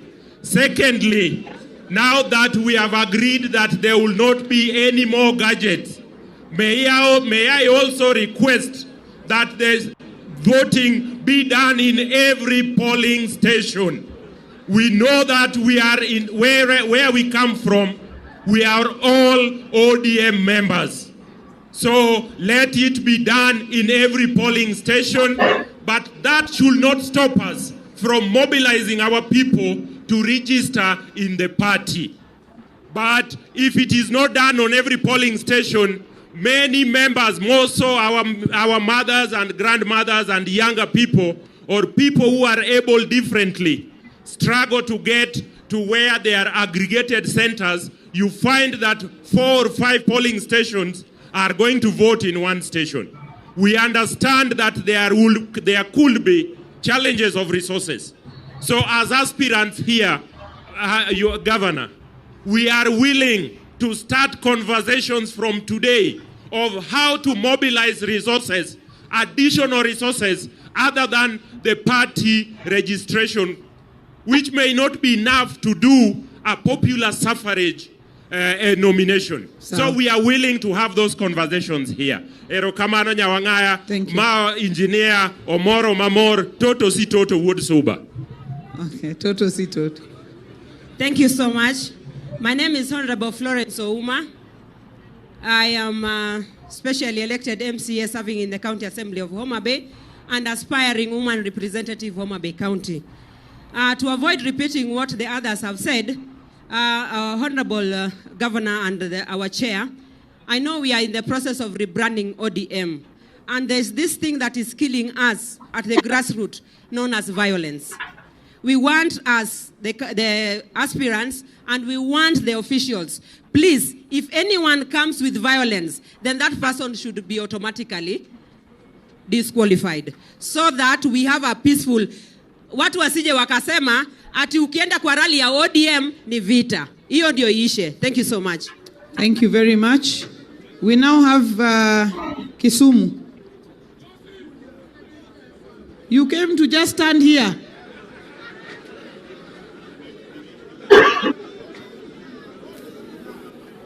Don't mind violence, me wachocha.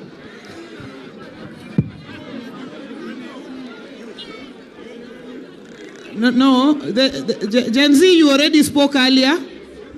Gen Z, you already spoke earlier. So we need one under 35, one lady, and one over 35. Yani mzee. We ni mzee? Uketo nejo dongo kanyo. Manyuru nga moroma machua. This young man, you go back. Bring the older man. Yeah. Thank you. We have 3 people. Thank you very much. Hi. Tuendele. Thank you, Chair. Waling, Ananigik Mokari, I want to say one about the violence. Recently, we've been witnessing the violence. Mabed attacked the MPs. Nyiche wangi meeting moro Kisumuka. To one of the MPs, Milungona Tandi Nyicho Bedo attacked. Akwayo this aspirants machung. Kikwa bed gi violence no adwa enyo jotend wa machung. Ka intiere kom sani luor ngama ni oko. Ka ng'ato nitie oko madwaro kom nyaka waluore donge. Mar ariyo, litnwa kaka young people ni elected leaders. Moso one of them is the governor Masiaya. Attack the leadership marwa mar ODM. Agombo ni that one we have to stop. The secondly, one kaka young people. Secondly, one kaka young people. We have to defend the leadership moled gide oburu kod mama wanga so that we can work together and do the necessary. Lastly, let us do the mobilization. We empower our young people from the grassroots. Chama oknyal dhi mbele ka ok empower the grassroots level people from the polling station. Let us empower the people from the polling station ekawadhi up to national. Otherwise, thank you, Mama Wanga. We will support you with the entire leadership Mar ODM. Thank you and may God bless you. Thank you. Just make a point. ODM. My name is Caroline Ayugi, Anyako Loa Central. Aspire to be Loa Central MCA. Anyako Molo Gitiende. Other aspirants. Give 2 issues. One, there's this issue of women being killed. I think it is coming out. People are agitated because of high cost of living. I want to urge all aspirants to seize the ground and let us give good information to our people. One, no kuanganyo Kisumu ka nikech nenganyo. No anganyo because we have issue. It was a global thing. It was a global issue, not... I think, Carol, what the aspirants are saying, This meeting has an agenda. It has a theme. We stick to that theme. And you just make one point. Yeah. So, as a lady also, I mean, two things. The last thing I'm saying, Muskize, the last thing I'm saying, I want to urge all aspirants, let us campaign with a lot of respect and a lot of integrity, and especially for women. And third, I want to say something. Let us to skize ground wananchi. Let us be issue-based campaign, please. Let us be issue-based campaign. Thank you. Thank you very much.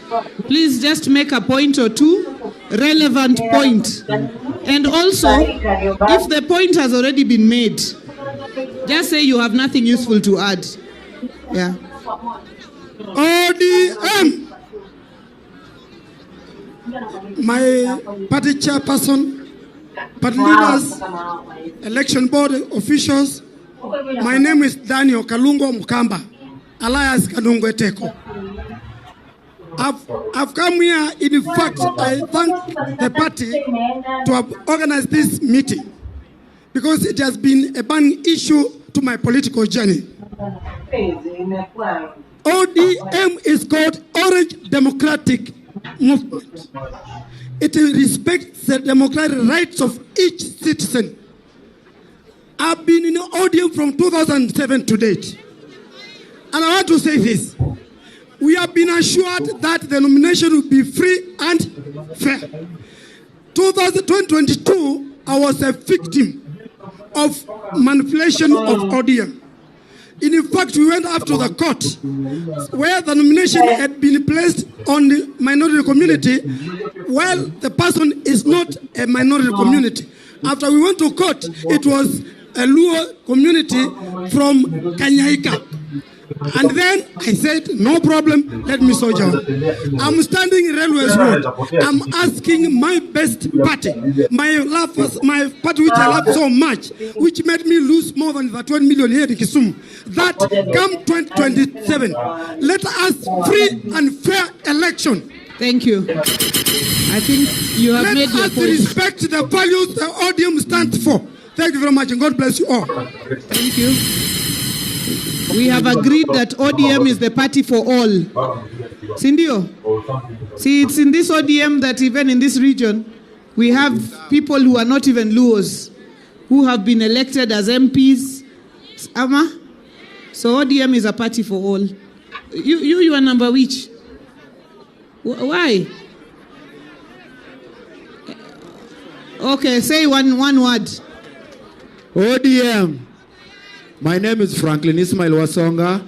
I'm a youth leader from Kisumu Central, because he was also an aspirant and also a chairman of ODM Patriots and ODM Professionals.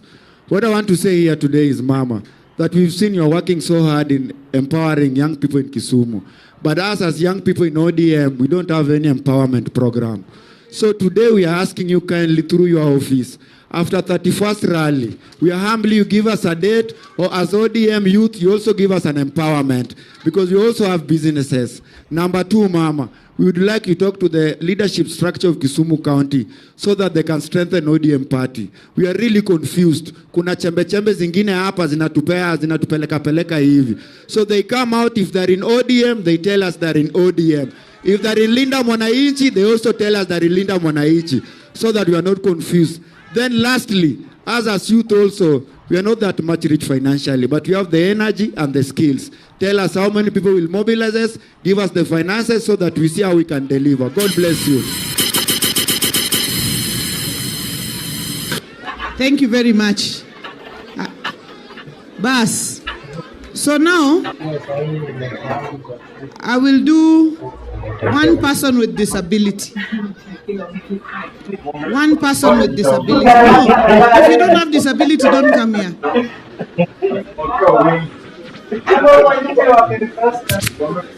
Danita can say one person.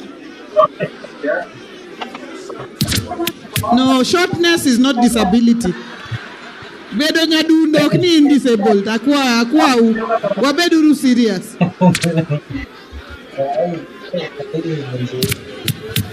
Okay, come. Danita, you had already spoken, but just speak one short word. Thank you, Madam Chair.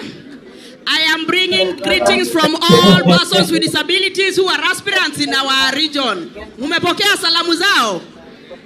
Na wamenituma niongee namna hii. I actually represent persons with disabilities in ODM from the county of Migori. But I want to bring this issue to NEB and NEC because we have not heard about the concerns of disabled aspirants here. Na tunawaomba wakati mkutano inafanyika kwa chama yetu ya ODM, persons with disabilities wapatiwa accessibility waweza kukutana na NEC, wakutane pia na NEB katika kaunti zetu. I want to tell you that persons with disabilities are also voters and they are aspirants. Thank you, Danita. And I can tell you that persons with disabilities have also sent me here today. Wakaniambia kwamba the ODM party was the first political party in Kenya to have the Disability League, Madam Chair, na kwamba Disability League is not just the league of voting for others, they are offering themselves for positions of leadership in this country. So the ODM party, with all due respect, as you plan, as you do all other things, consider accessibility for aspirants who are persons with disabilities of our region. Thank you very much. Thank you very much. Not everybody can speak. We have to agree. Jothurwa jite ok dilos. To kendo jomobet ka giriek kendo nigi points malich. Kendo kamora mora magidhie gin gi podium kendo giwuoyo. Koro kokiloso ing'wonna. Akwayo ni kik wapong' kae. Wadhi wabed piny, joloso oserumo.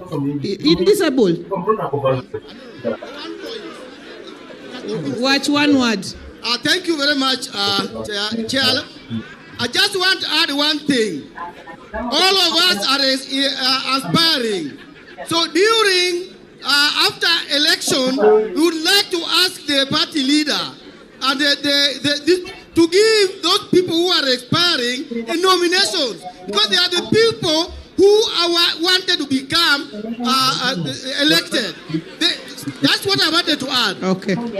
Koso inyalo ke gidoluo mondo wawinje maber. Owacho ni jomochung' to rem emobed nominated. To chik ntie kaka chicken. Nikech list chatinde dhi chon. Kapod ichung' to list osedhi. Mano kende problem. Maka just say one word on behalf of the national youth.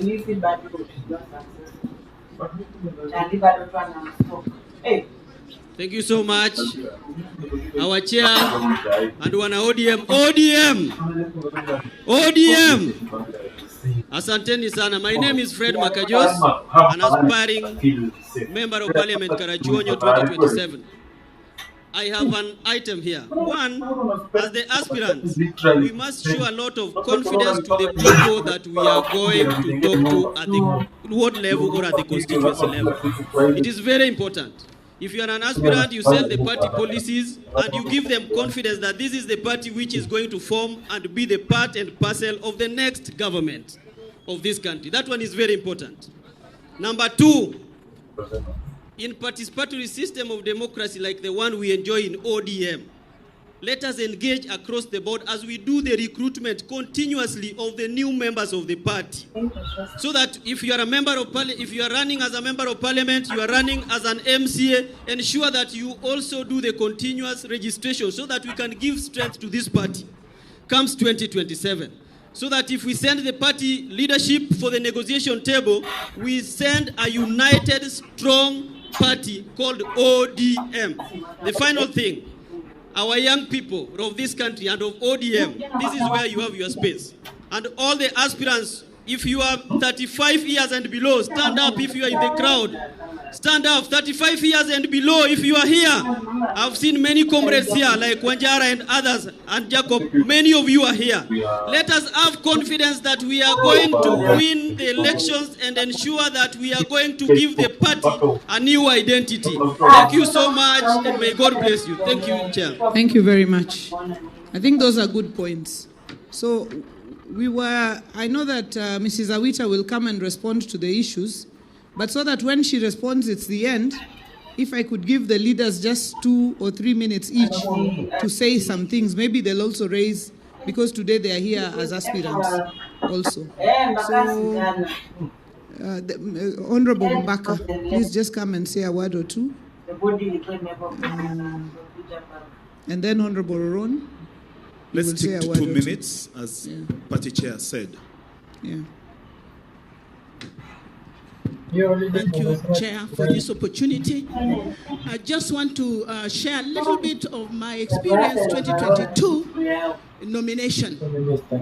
My name, first of all, was not Christine Ombaka. It appeared as Christine Achola. I don't know what had happened, so something went wrong with the registration at the ODM office. So that is one thing. Please make sure that you are efficient in naming. The second thing was, when nomination was taking place, it did not start in the morning. In some stations, in some polling stations, it started in the afternoon, 2 o'clock, meaning that people waited for hours on end, and most of them gave up and went back home. And so they only had 2 hours to nominate, and we did not get the target. So that is another weakness. I just wanted to share it with you so that we can improve. The last point is about that gender-based violence that has been echoed here. It is so prominent, and women are not contesting because of fear of elections and the abuses that they go through and the violence and so on. Please make sure that you actually disqualify those who abuse, those who beat, those who shed blood. Thank you. Thank you very much. Honorable Road.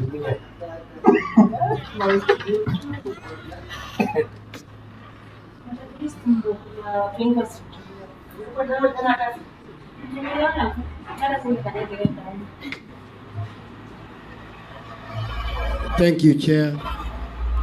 As I was seated there, some MCAs or other aspirants were asking whether there are specific education threshold for specific positions. So maybe the chair election coordinating committee may need to clarify that. A lot has been said here. I don't want to bore people with other stories that people have said here. I only have one thing, that on 31st, you are all welcomed in Kisumu, Kisumu Central, Kisumu County. And we would want to request you to come in large numbers, whether you are coming on the back of a donkey, whether you are riding a bicycle, whether you are riding a motorcycle, kati wuotho magitiendi, you are all welcome in Kisumu. And I would want to request all aspirants who are here that even if you're coming from Migori, just take one Nissan with 14 people.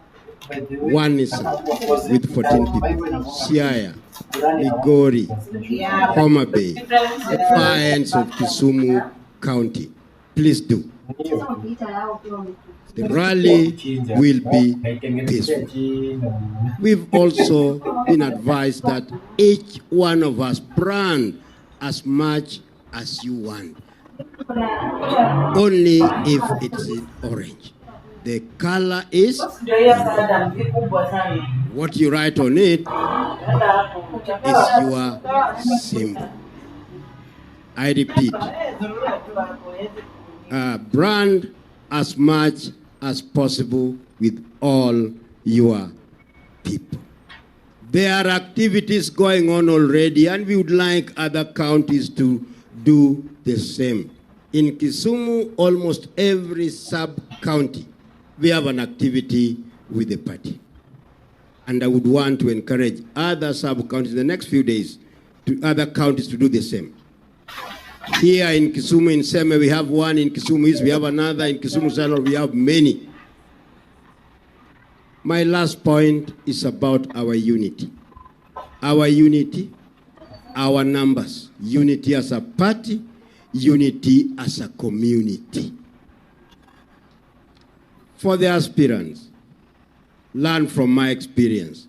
when you live here, start registering ODM members, even if you are paying money for those who cannot, because our numbers is our strength.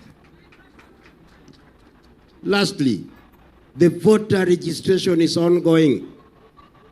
Our numbers is going to be a consideration for what we get. Thank you. Thank you very much. Makofi kwa Dr. Ron. Those who want to pull us backwards, we tell them, oh, okay. So I think Ron has raised an important point, which is branding for 31st. Anything orange, you write your name on it, write your picture, write your kofia, make posters with your picture. So long as we are orange, that's what matters. Yeah, if you're MCA, make a few posters, make a few t-shirts, make a few kofias with your picture and your name, but so long as it's orange. We want a sea of orange.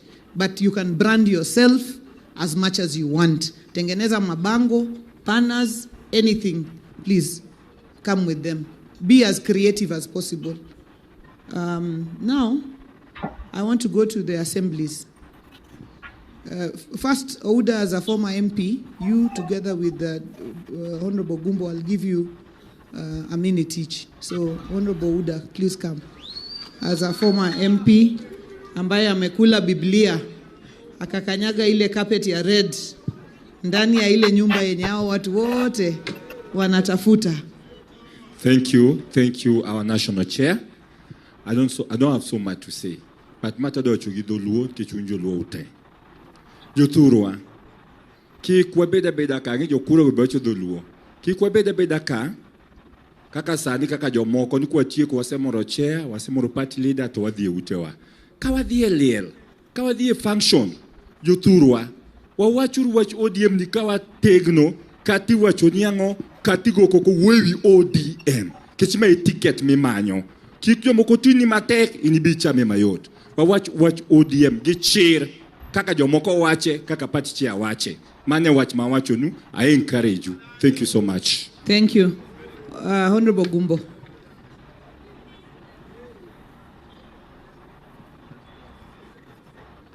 Koro DJ, you went to sleep.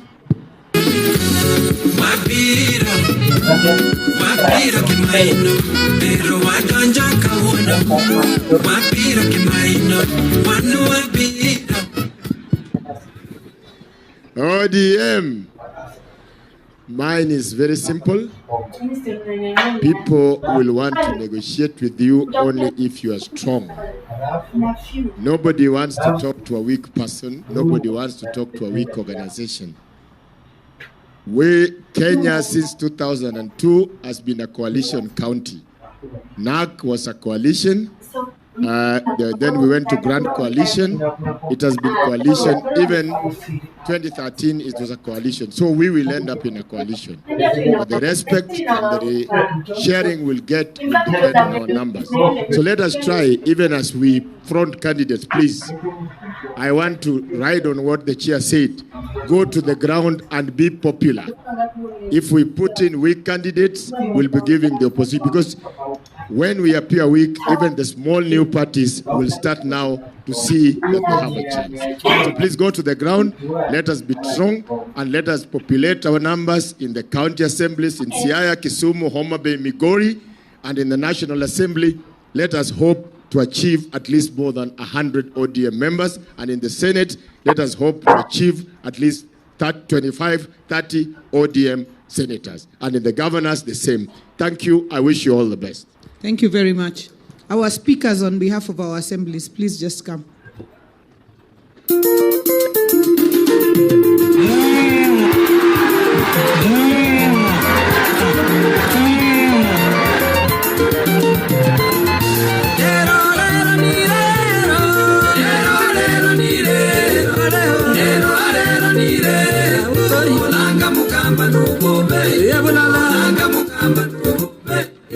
Ero Kamano, I have got three things to say very fast. Number one, Chairperson, there is one gap that we are having in terms of messaging. I used to see Jacom Kagi Marodin Bell, no coin message that goes around. But from this meeting, I think it's very clear that we must tell the public, Gimomi one broad base. We must tell the public, Gimomi Nyakobe the ODM. We must build the confidence of the public, they were to give free and a fair nomination. Actually, the chairperson was whispering to me, no, even the ballot box will be transparent so that you can see what you put inside. So, ukiweka unaona, ikihesabiwa unaona, and I think people have agreed on that. Number 2, Dr. Ron, Kirembe is in Kisumu West, not Central. And as Kisumu West constituency, we are prepared. And that requires aspirants mankate on behalf of our MP Rosa Kinyubuyo and the incoming governor 2027. We met yesterday and we agreed that on Wednesday at ISOS 10 a.m. Kain aspirant magwo Kisumu West, please. Ibedi Dwaro MP, Dwaro MCA, Dwaro Komora Murati Kisumu West. We are meeting at ISOS at 10 a.m. to make some arrangements. Lastly, let us work for the party. Let us be united. Let us be friends. Thank you so much. Thank you. Give Speaker Homa Bay. Erokamano Chairman and Speaker Homa Bay. Mokwongo yena mondagone aspirants erokamano kum chopoka in their large numbers. Mano nyiso ne gin gi faith kuom party marwa. Mar ariyo, governor, party leader, to officials mag party, aneno kutiyo matek kabisa ne party ni. Kendo party ni usemake nyaka ne baba wewa mwachopo kama wachope ni. To nyaka wabeduru jomotang' be. Nikech ODM wan ga gi chik mare mar faithfulness, gang'o ka kendo, to kendo gang'o gi loyalty. To kung'iyo gini maber, kunene maber, nitiere jotendwa moko magin gisiko mane gioro representatives. Gisiko ne gitimo ang'o? Gioro mana representatives. To wan gi lweny motegno ma wagoyo mondo party ni obed motegno. Nikech ODM, kane baba nitie, komiyi ticket, tichako ng'wech at 60%, dong' mana adier. To jogi, gidwa ni walos gini, kosetegno, koka gitimo ang'o? Gibiro ni wanyam negi to gitimo ang'o? Mano nyaka wabedgo motegno. Ma ka wadhi e nomination cha, muwacho ni dhi bedo transparent cha, nyaka ung'i faithfulness be. Eruru kamano. Erokamano Jakom, ano kadwa na wach mang'eny kawuono nikech en mar aspirants. But point moro achiel madwa ni mondo donjnwa en ni awawuoyo kawuono yo madwa yiergo maber mondo wa safeguard go zones wa mondo jowa donj duto. Wanyalo yiero maber ma jowa donj duto mwayud kombe wate. To unlike before, wang'ni watimo yiero mwadwa donje sirkal through negotiations kod partnership. Omiyo ka wadonjo wan duto kaka wanya donjo no, to wiwa wil ni president samoro moka mar chama be wagone debe modonjo, to wanyalo bedo ni wan e sirkal to president ok marwa. Omiyo Jakoma wacho ni jowa ma wadhi miyo ombulu kata mwadhi miyo tiko, nyaka wabe wago chunjegi mondo gibed joma ok giwach margi kendgi. Giwacho nyaka mar presidential candidate so that president koyudo cha eka koro ugo mbaka eka koro wayudo gik mwadware sirkanno. Erokamano. Thank you very much. To close this session, our deputy governors just come and say a word. Ndio muonekane hapa juu. Ikibamba sana basi pull it up. Select cheza do.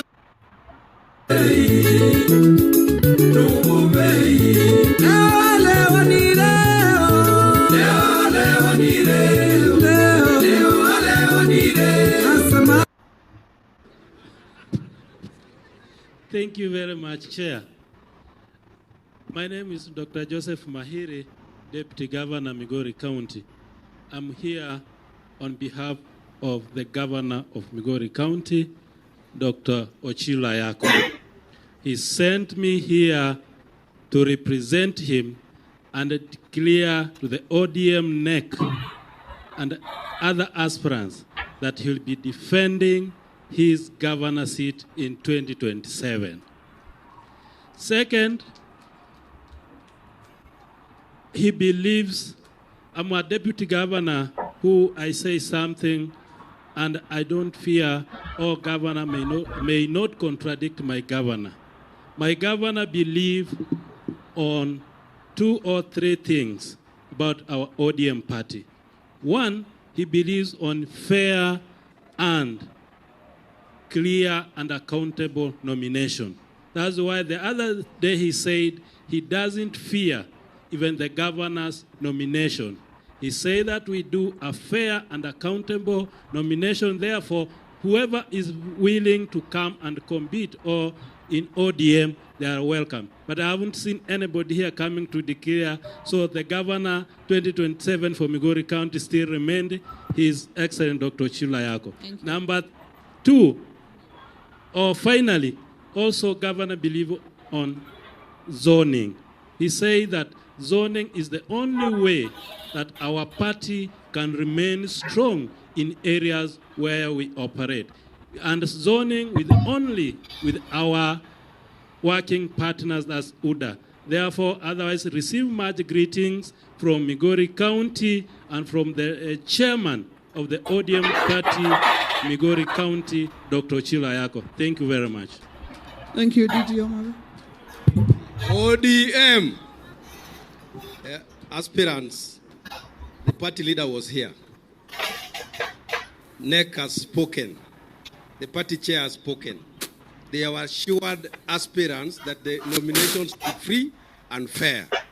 By show of hands, adwa neno ngamako dio yom free and fairly to the dong a party must support ngamo yombi. Let me see by the show of hands.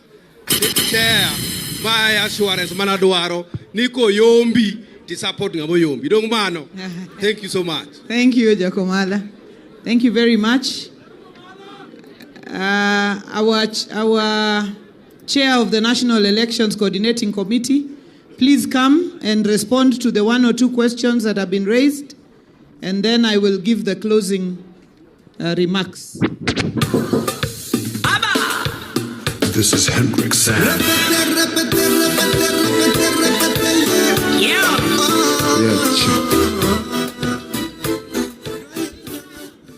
Now, good afternoon once more. Now, the first question that I want to answer is from Nico Chola. He alleges, or is telling us, the congregation, that one of the CCs wants to vie. But we never mentioned the name of the CC. We don't have the letter. I've not seen it anywhere. So if there's such allegation, please, I beg you, write to us as the elections board, but with the proof. I hear say, I don't believe, and I will not take it. And another thing that I want to answer the youth. Somebody raised it here, that our present youth is above 35. We know it, we are aware. But as you know very well, we were still doing some elections. We had remained with Taita, Kisumu, and Nairobi. And we cannot do national. We are now through Taita. Next week we are doing Nyando, and then we are doing Kisumu. And then in Nairobi we cannot do election because there's a case in Mathare. So when the cases are over, done, that's the time now we can do the national elections. That means the youth, disability, the women, and other positions. So please be patient. It's not us that we're late or we cannot do it. We are waiting for the clearances from these other areas. After that, we'll do elections and we'll actually publish them, announce them, and any youth can vie.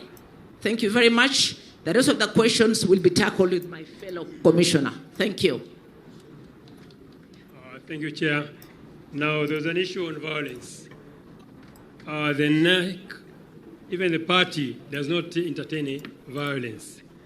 Any candidate or supporter of that particular candidate if it is proven or it is seen that they are violent, the person you go to is the candidate. So you will have to be just disqualified. So ensure that your supporters, you yourself and your supporters, you go by the rules and regulations of election. No violence, and especially to the women, the people, the disabled, and in general, there should be no violence if you are a candidate, please. Now, there's the issue of direct tickets. Now, direct tickets, as Chair had assured you, there will be no direct ticket, especially anywhere where there's more than one candidate. If there's more than one candidate, that is 2 and above, they will be taken through an election, nomination exercise to determine the winner. A direct ticket has its way. It can be given if they say there's only one candidate, and there's a process and a procedure to that. Now, in terms of fees, and all that will come out through a notice of election from the Chair of Election Board. There will be proper guidelines on the timelines, the fees, who is to pay how much, and everybody, the leadership is here, the Chair is here, the Chair of the party leader. So we have heard that you've talked about the youth to be looked at. Currently, the youth pay half of the amount the other candidates pay. The youth, the women, and the disabled people. But all that will come through a notice.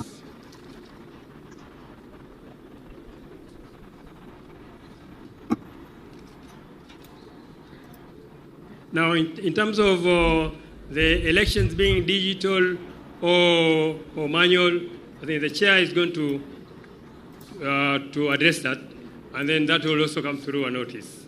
But we have listened to what you have said, and we value what you have said. Voting being done in all polling centers, we have 22,000 polling centers for ODM. It's a big number, but then we have listened to you. What you sometimes usually do is that there could be a case of merging some nearby polling centers, because the cost can be so high for the 22,000 polling centers. But all that is information which will be communicated to you, and to some extent will be also be you will be involved in the determination. We will work with the candidates very closely for that.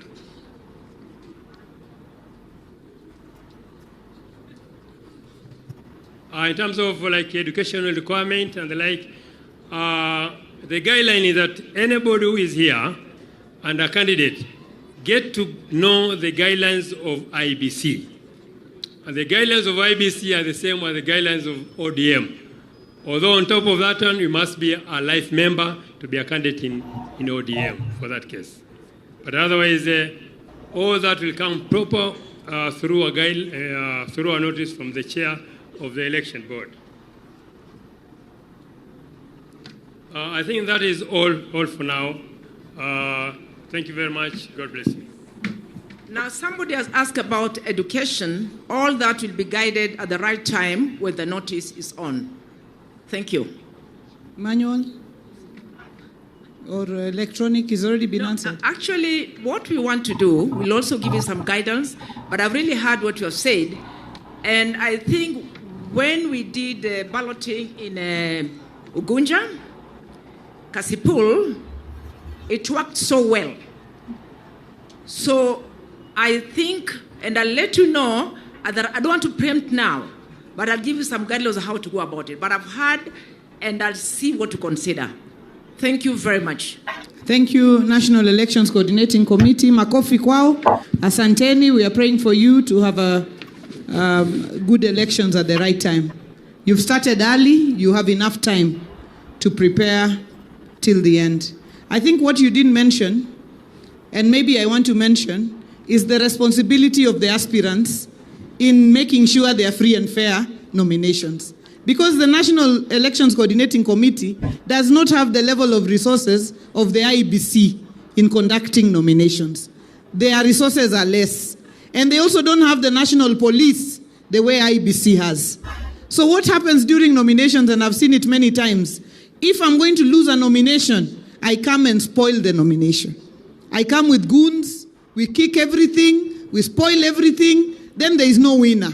Then the party is told, give a winner. How will the party get a winner? They'll just say, who among these faces looks like the most likely to have won? Then they pick. Because we did not allow the nomination to happen. So I think there is also responsibility on the part of the aspirants. If the board does their part, the aspirants should also do their part in just making sure the process goes on the whole day. Ihesabiwe vizuri, and the winner is announced. But if we kick all the debes everywhere, it will be very hard for the board, even if they are angels, to deliver on that election. So I want to ask that the aspirants also, you look carefully so that anybody who disrupts an election is disqualified from that election. That is the only way we are going to achieve the free and fair nominations. Somebody also said here that the aspirants need to be given equal opportunity together with the serving leaders. I think opportunity of recognition is important, but we must also recognize that once somebody is elected and sitting in a position, that person is elected until the time when that term is what? Is over. So that person has an advantage over the aspirant because they have the power of the mic. When we come here, we will say MPs say something. Because for every position, there might be 10 aspirants. And not all those people could speak. So I think even in our requests, let us also be fair and know that even you tomorrow, you will be elected and you will expect the same level of treatment with every other elected leader. That is what I wanted to say in conclusion, and to just encourage us. 31st is here, we are counting on you. We are here always. If you have anything, please reach out to us. The board is here, the chair is here. As I said earlier, we may not be perfect, but we are the officials that are here. We will do our very best to make sure this party stands strong. I will request that a few of us come forward. Maybe Lucy, you will come. A few of us come forward to help with reading of the resolutions. Two ladies from each county, two from Migori, two from Homa Bay, two from Siaya, two from Kisumu. And also 2 gentlemen from each county. Please. This is Hendrik.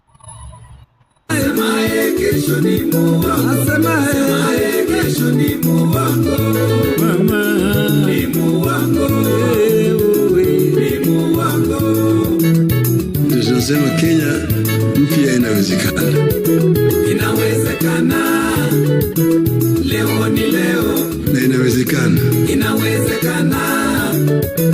Leo ni leo. Kenya mpya inawezekana. Inawezekana. Leo ni leo. Nchi ambayo kuna raha na ustawi. Inawezekana. Na inawezekana. Leo ni leo.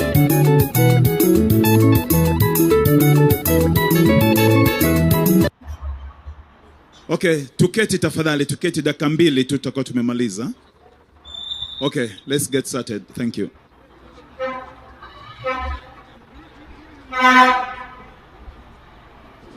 Sure. Yes.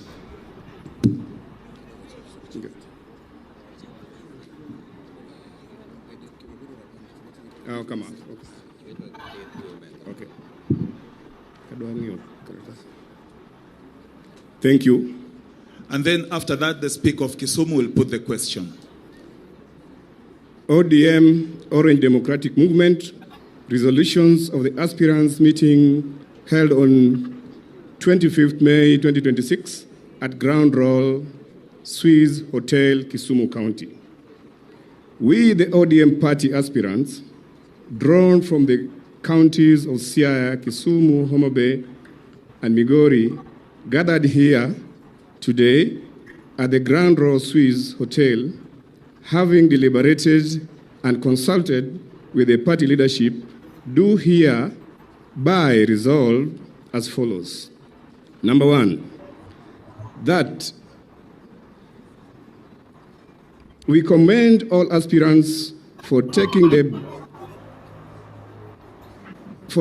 bold initiative of expressing interest in contesting for various elective seats on the party ticket ahead of the 2027 general elections. 2, that all aspirants be encouraged to entirely campaign, mobilize support, and strengthen the party at the grassroots level in preparation for the forthcoming general election. 3, that aspirants and the party leadership undertake sustained mobilization for national identity card acquisition, voter registration exercises to enhance voter participation and expand the party support base. Number 4, the registration of aspirants remains ongoing and all interested members are encouraged to apply. Number 5, that all aspirants, supporters, and party members are urged to conduct campaigns peacefully, responsibly, and in a manner that promotes party cohesion and national unity. Number 6, we have been assured by the National Elections Coordinating Committee, NEC, that the party remains committed to credible, fair, democratic nomination process that uphold the will of members and inspire public confidence. Finally, that we affirm our unity, solidarity, and collective resolve to form the next government through a transparent, inclusive, and people-driven process. In conclusion, in unity and solidarity, we remain focused on strengthening the party, mobilizing our supporters, and securing a credible and successful victory in 2027 general election in Kenya, delivered in Kisumu this 25th day of May 2026. Thank you. May I request the Honorable Speaker? I proceed to put a question on the resolutions of the aspirants of the Nyanza region held today, the 25th of May 2026 at the Grand Royal Swiss Kisumu. And I put that as many of the opinion that the resolution be adopted say aye. As many of the contrary opinion say nay, the ayes have it. And the resolutions of today have been adopted. Thank you. Now let's remain standing for the national anthem, then we close the meeting. National anthem. National anthem. National anthem peke yake.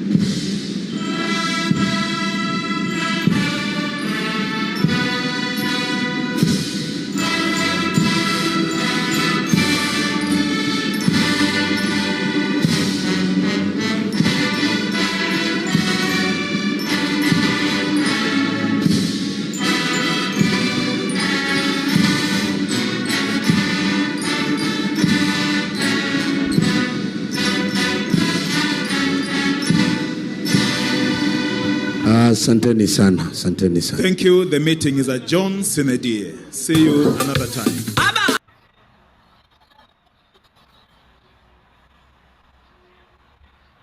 Of the party. I know that the National Elections Coordinating Committee opened the portal so that we carry out registration for aspirants, and it will close at the end of June. But even when it closes at the end of June, we understand that there are constitutional timelines for aspirants who, especially those who are serving in state offices or as civil servants, in February next year. So I think Madam Awita will explain all those timelines and how she's going to handle the processes moving forward.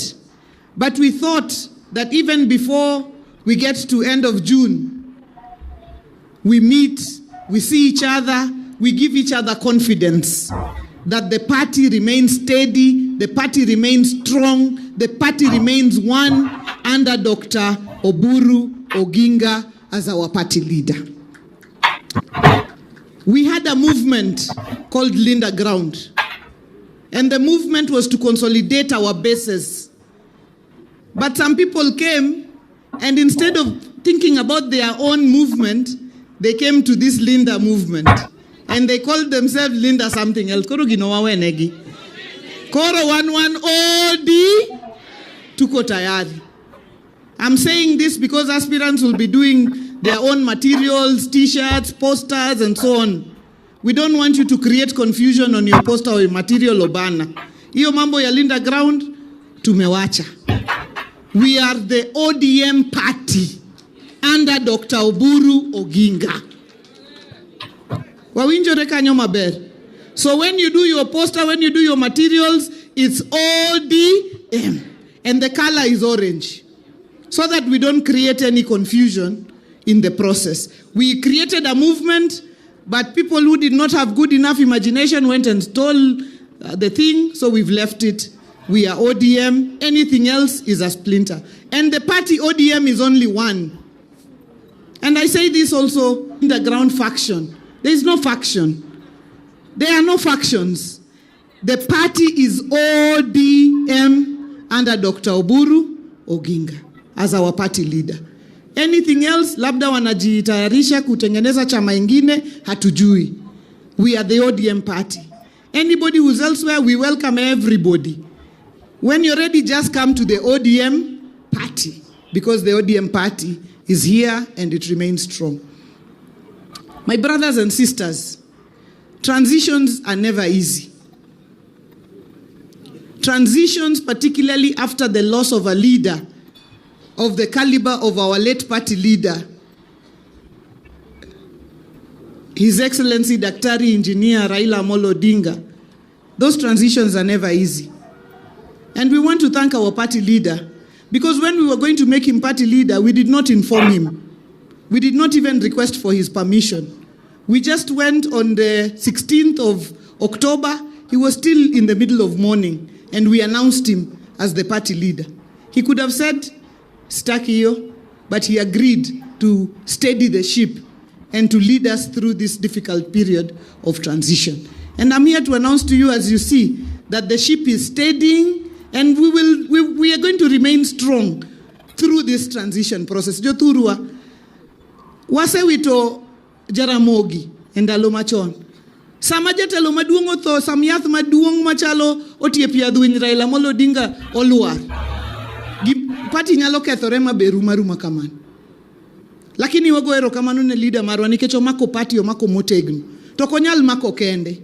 To konyal mako gi nyawang'aya kende. To konyal mako gi jotelo gi kende. You as the grassroots people are the ones who can help us to steady this ship. And I can tell you this ODM brand, I usually say it's the largest party south of Sahara and north of the Limpopo. And it is true. If you want to know it's true, Google.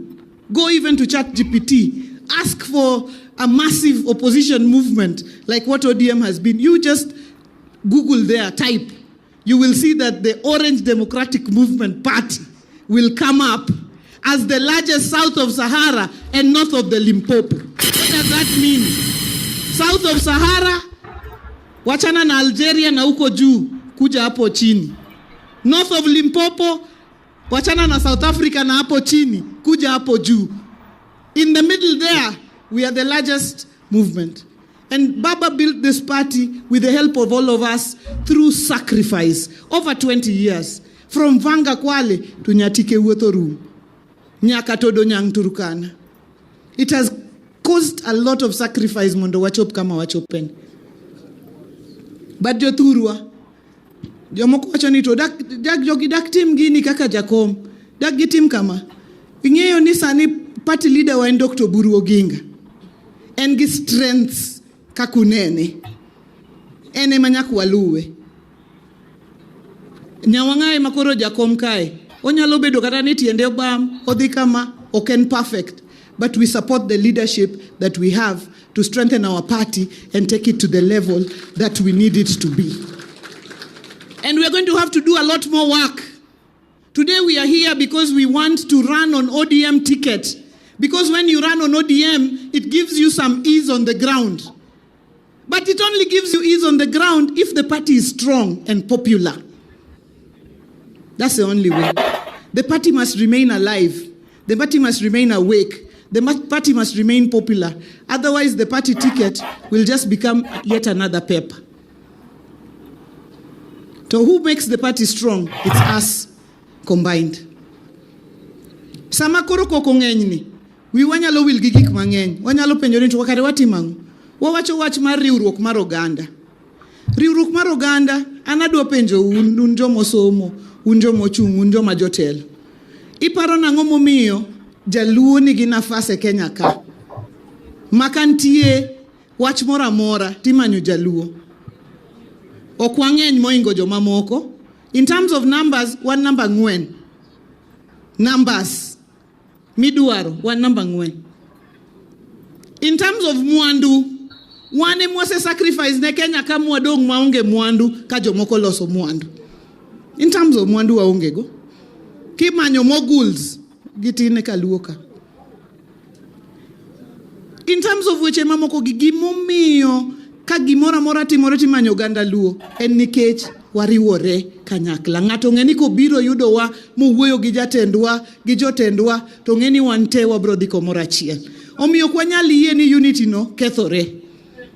Ni ng'ato baro bathe matin ni koro dhigo kamachielo.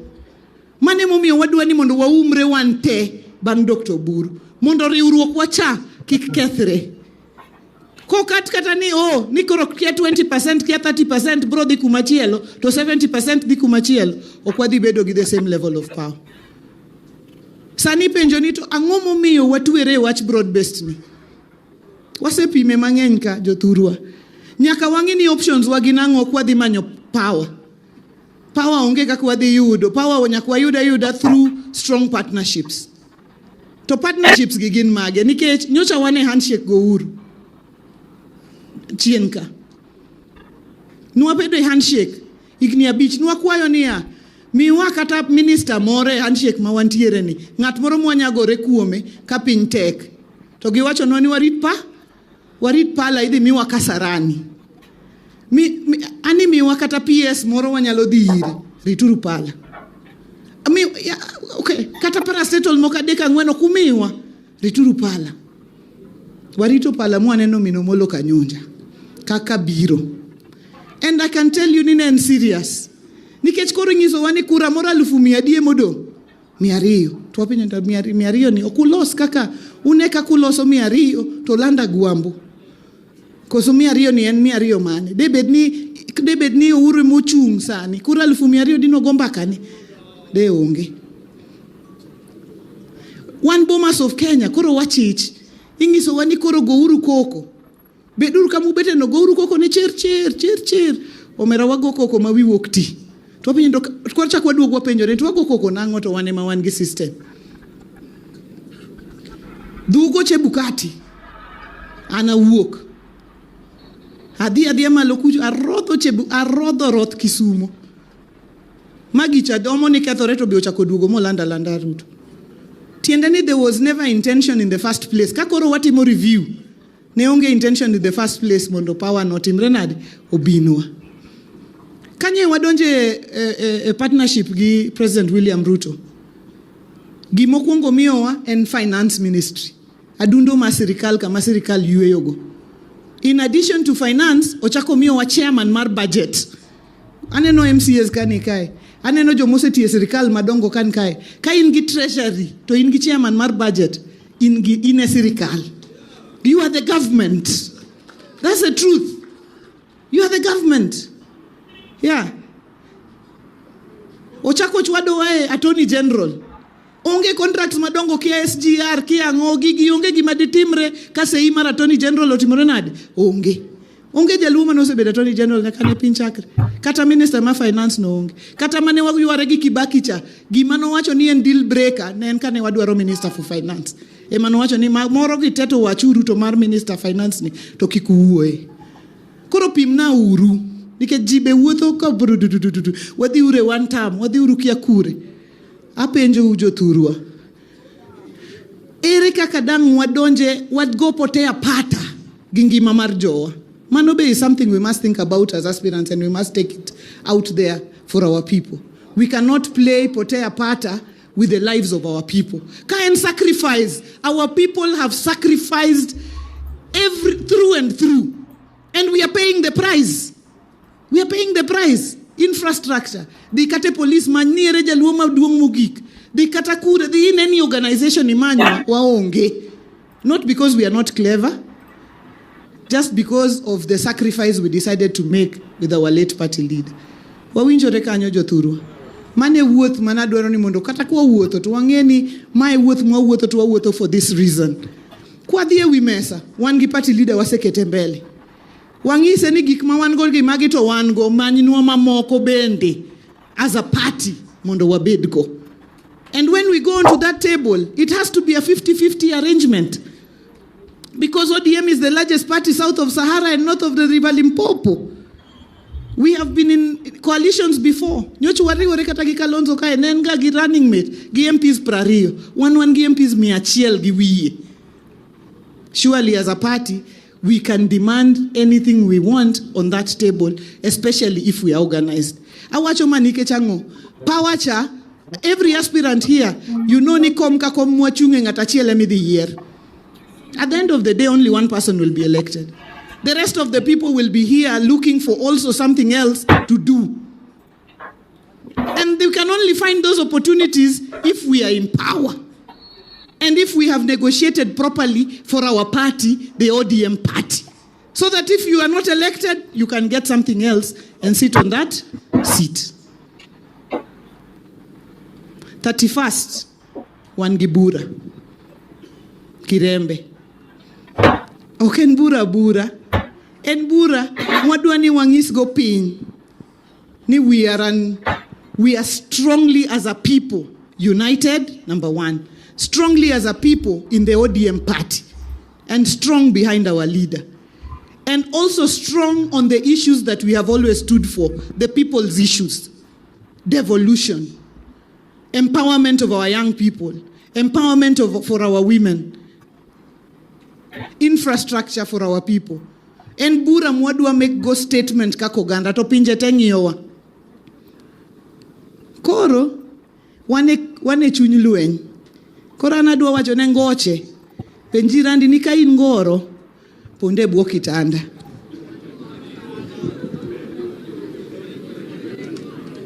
Ngoche otimre nade? Ngoche otimre nade? To thuondi otimre nade? Thuondi otimre nade?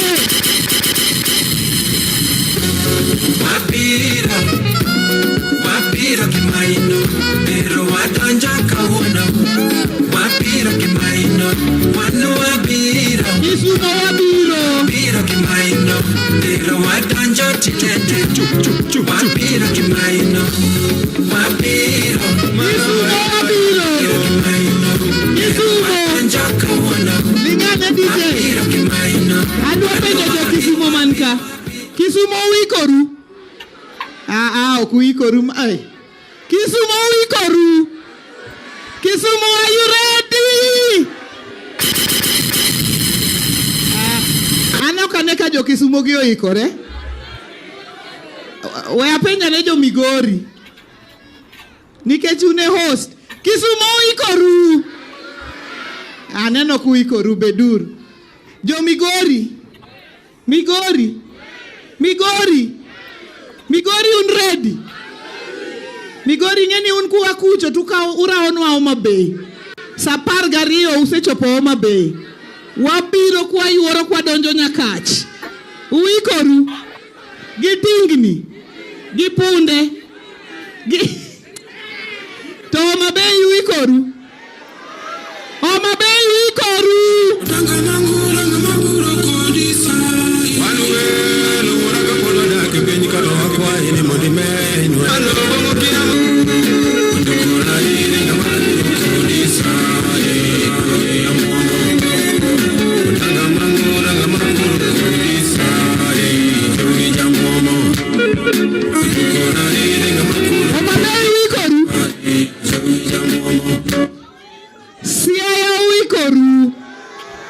Siaya wikoru kalo party leader chiengno.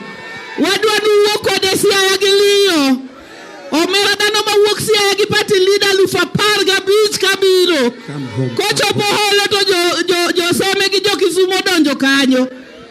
Omera. Uikoru. Niket negi jowi. Gidwa mielo jowi. DJ yawa. Odanga mangura ngama puro kodi sai. Jowi jamo. Nikech gine magidhi rwakowa. Awinjo nyithindo ka ogisana awinjo ni dhana lufa apar madhi ninde pap kapok piny oru. Kisumo hoye! Kisumo hoye! Kisumo ikoru! Speaker ikori! Bas! Hatuwezi kuwa bila power! Hatuwezi kuwa bila nini? Tunataka nini?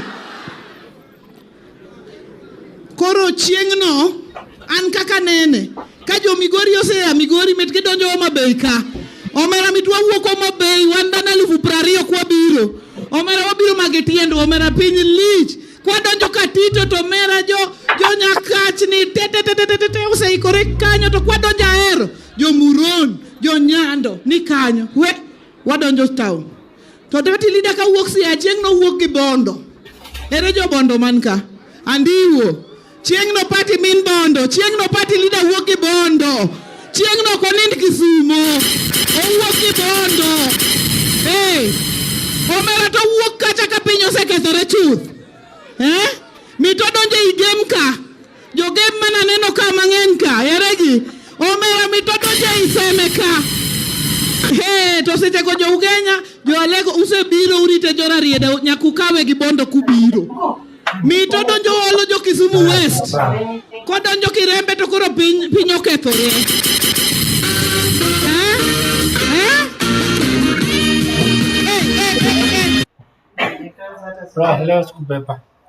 My work is easy because I use ClickUp. Here's how I keep track of all my tasks. I start by brain dumping everything I need to get done in a list view. Next, I set a priority and a due date to keep things on track. I create custom... DJ, pana leta mchanganyiko. Nataka lero lero ni lero. Lero lero ni lero.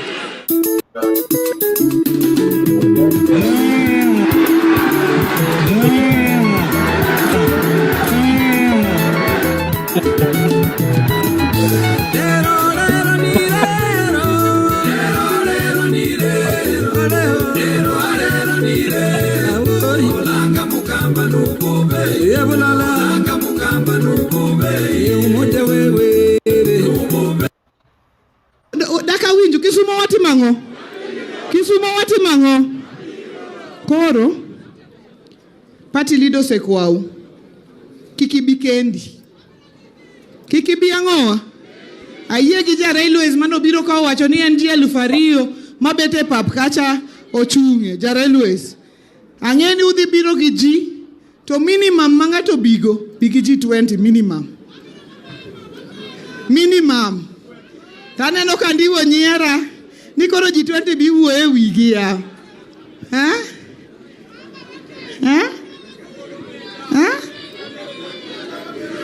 Mbita ubiro. Kasgunga biro.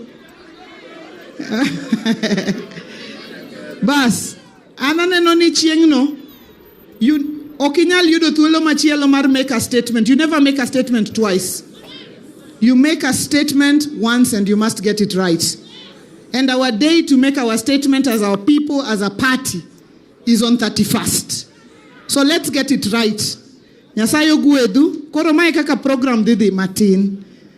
Nikech ang'eni jinyo mondo. Wabiro kae a low national elections coordinating committee. Adwa na luong kikichung mondi, adwa chiwa the flow. The National Elections Coordinating Committee olos kodwa. Kotieko to wabro bedo gi plenary. Maybe 3 people bro wuoyo from every county just to raise any concerns, any issues we may have. Because this is a consultative forum, it is not for us to speak, it is also for us to listen. Diadek moko olos from here. Then we have national leaders here and county leadership. Because plenary also raise concerns, I will invite our national leaders and county leaders who are here. Let me just recognize our deputy governors. Deputy Governor Mahoma Bay, Dani Shonyango, erokamano. Deputy Governor for Migori, Dr. Mahiri, asante sana. Those are our deputy governors. Our speakers are also here. Polika Pokombo, thank you very much. Speaker Kode is there. Speaker Elisha Jakoraro is here. Speaker for Migori, Rusana, is not here. He's unwell. Yeah, he's unwell. We also have our majority leaders, Ogendo Tipo. Please rise. Ken, Majority Leader Kisumu, Majority Leader Siaya, thank you very much. And Majority Leader Migori. Deputy is here. Asante sana. So that is the way the program is going to go. Uyege man. Adwa penja mondo wawinjre. Ni kuwa tieko kami sizawiti au tieko presentation to watim plenary. Jiadek olos ko ay county ka county. Is that a good number? Huh? Jiadek donge. Then after that, brief speeches from our leaders who are here and responses. Within the next 40 minutes at most, we close this program. Mondo wado guru kapin podchon. Uyiego. Nikech nyaka wadhi watuang lewni mwabirogo. Nikech wabiro. Mrs. Awita, karibu sana, together with your team, Bwana Tairo, to come and make your presentation. Eat this one thing to clear brain fog. Let me explain. This isn't your typical herbal book. It's a manual. Digestion issues? Flip to the gut section. You'll find ginger plus peppermint tea. Boil, sip, and watch the bloat ease off in minutes. Blood circulation? Page after page of real answers, like beetroot blended with ginger and lemon to relax your blood vessels naturally. Inflammation and joint pain? Forget those lab-made synthetic things. This shows you turmeric plus black pepper, golden milk that works while you sleep. Poor sleep? Chamomile paired with lemon balm. Brewed right, it can calm your nerves and help you drift off without a fight. Low energy? Spinach and lemon juice, where vitamin C unlocks spinach's hidden iron. Suddenly, your healthy green actually fuels your day. But here's the kicker. Most herb books just throw random names at you. No doses, no combos, no science. That's why most people quit. This manual? Spiral bound, full color, organized by problem, not plant. Everything backed by tradition and modern studies. And instead of 50% off, right now they're giving 75% off plus free shipping automatically at checkout. You even get 2 free bonus guides. And if you're still skeptical, there's a 60-day money-back guarantee. Use it, try the remedies, and if it's not life-changing, send it back. 0 risk. So no, you really shouldn't buy this book. Unless you're finally ready to solve the issues everyone's been Googling for years, right from your own kitchen. Click below while the clearance deal is still live. Mine came in like 4 or 5 days, and honestly, I wasn't sure what to expect, but it's way nicer than I thought. It's spiral bound, so it actually stays open when you're using it in the kitchen, and the pages are full color with big fonts, which I love because I hate squinting at tiny text. I get it, there are a lot of herbal books out there, but this one is actually organized by health issues, tells you what to use and how. It's not overwhelming at all. And just so you know, it's not a PDF or download. It's a real book that ships out quickly. Plus, they have a 60-day money-back guarantee. So if it's not for you, no pressure. I'd say grab it while it's still discounted. It's become my go-to on the counter.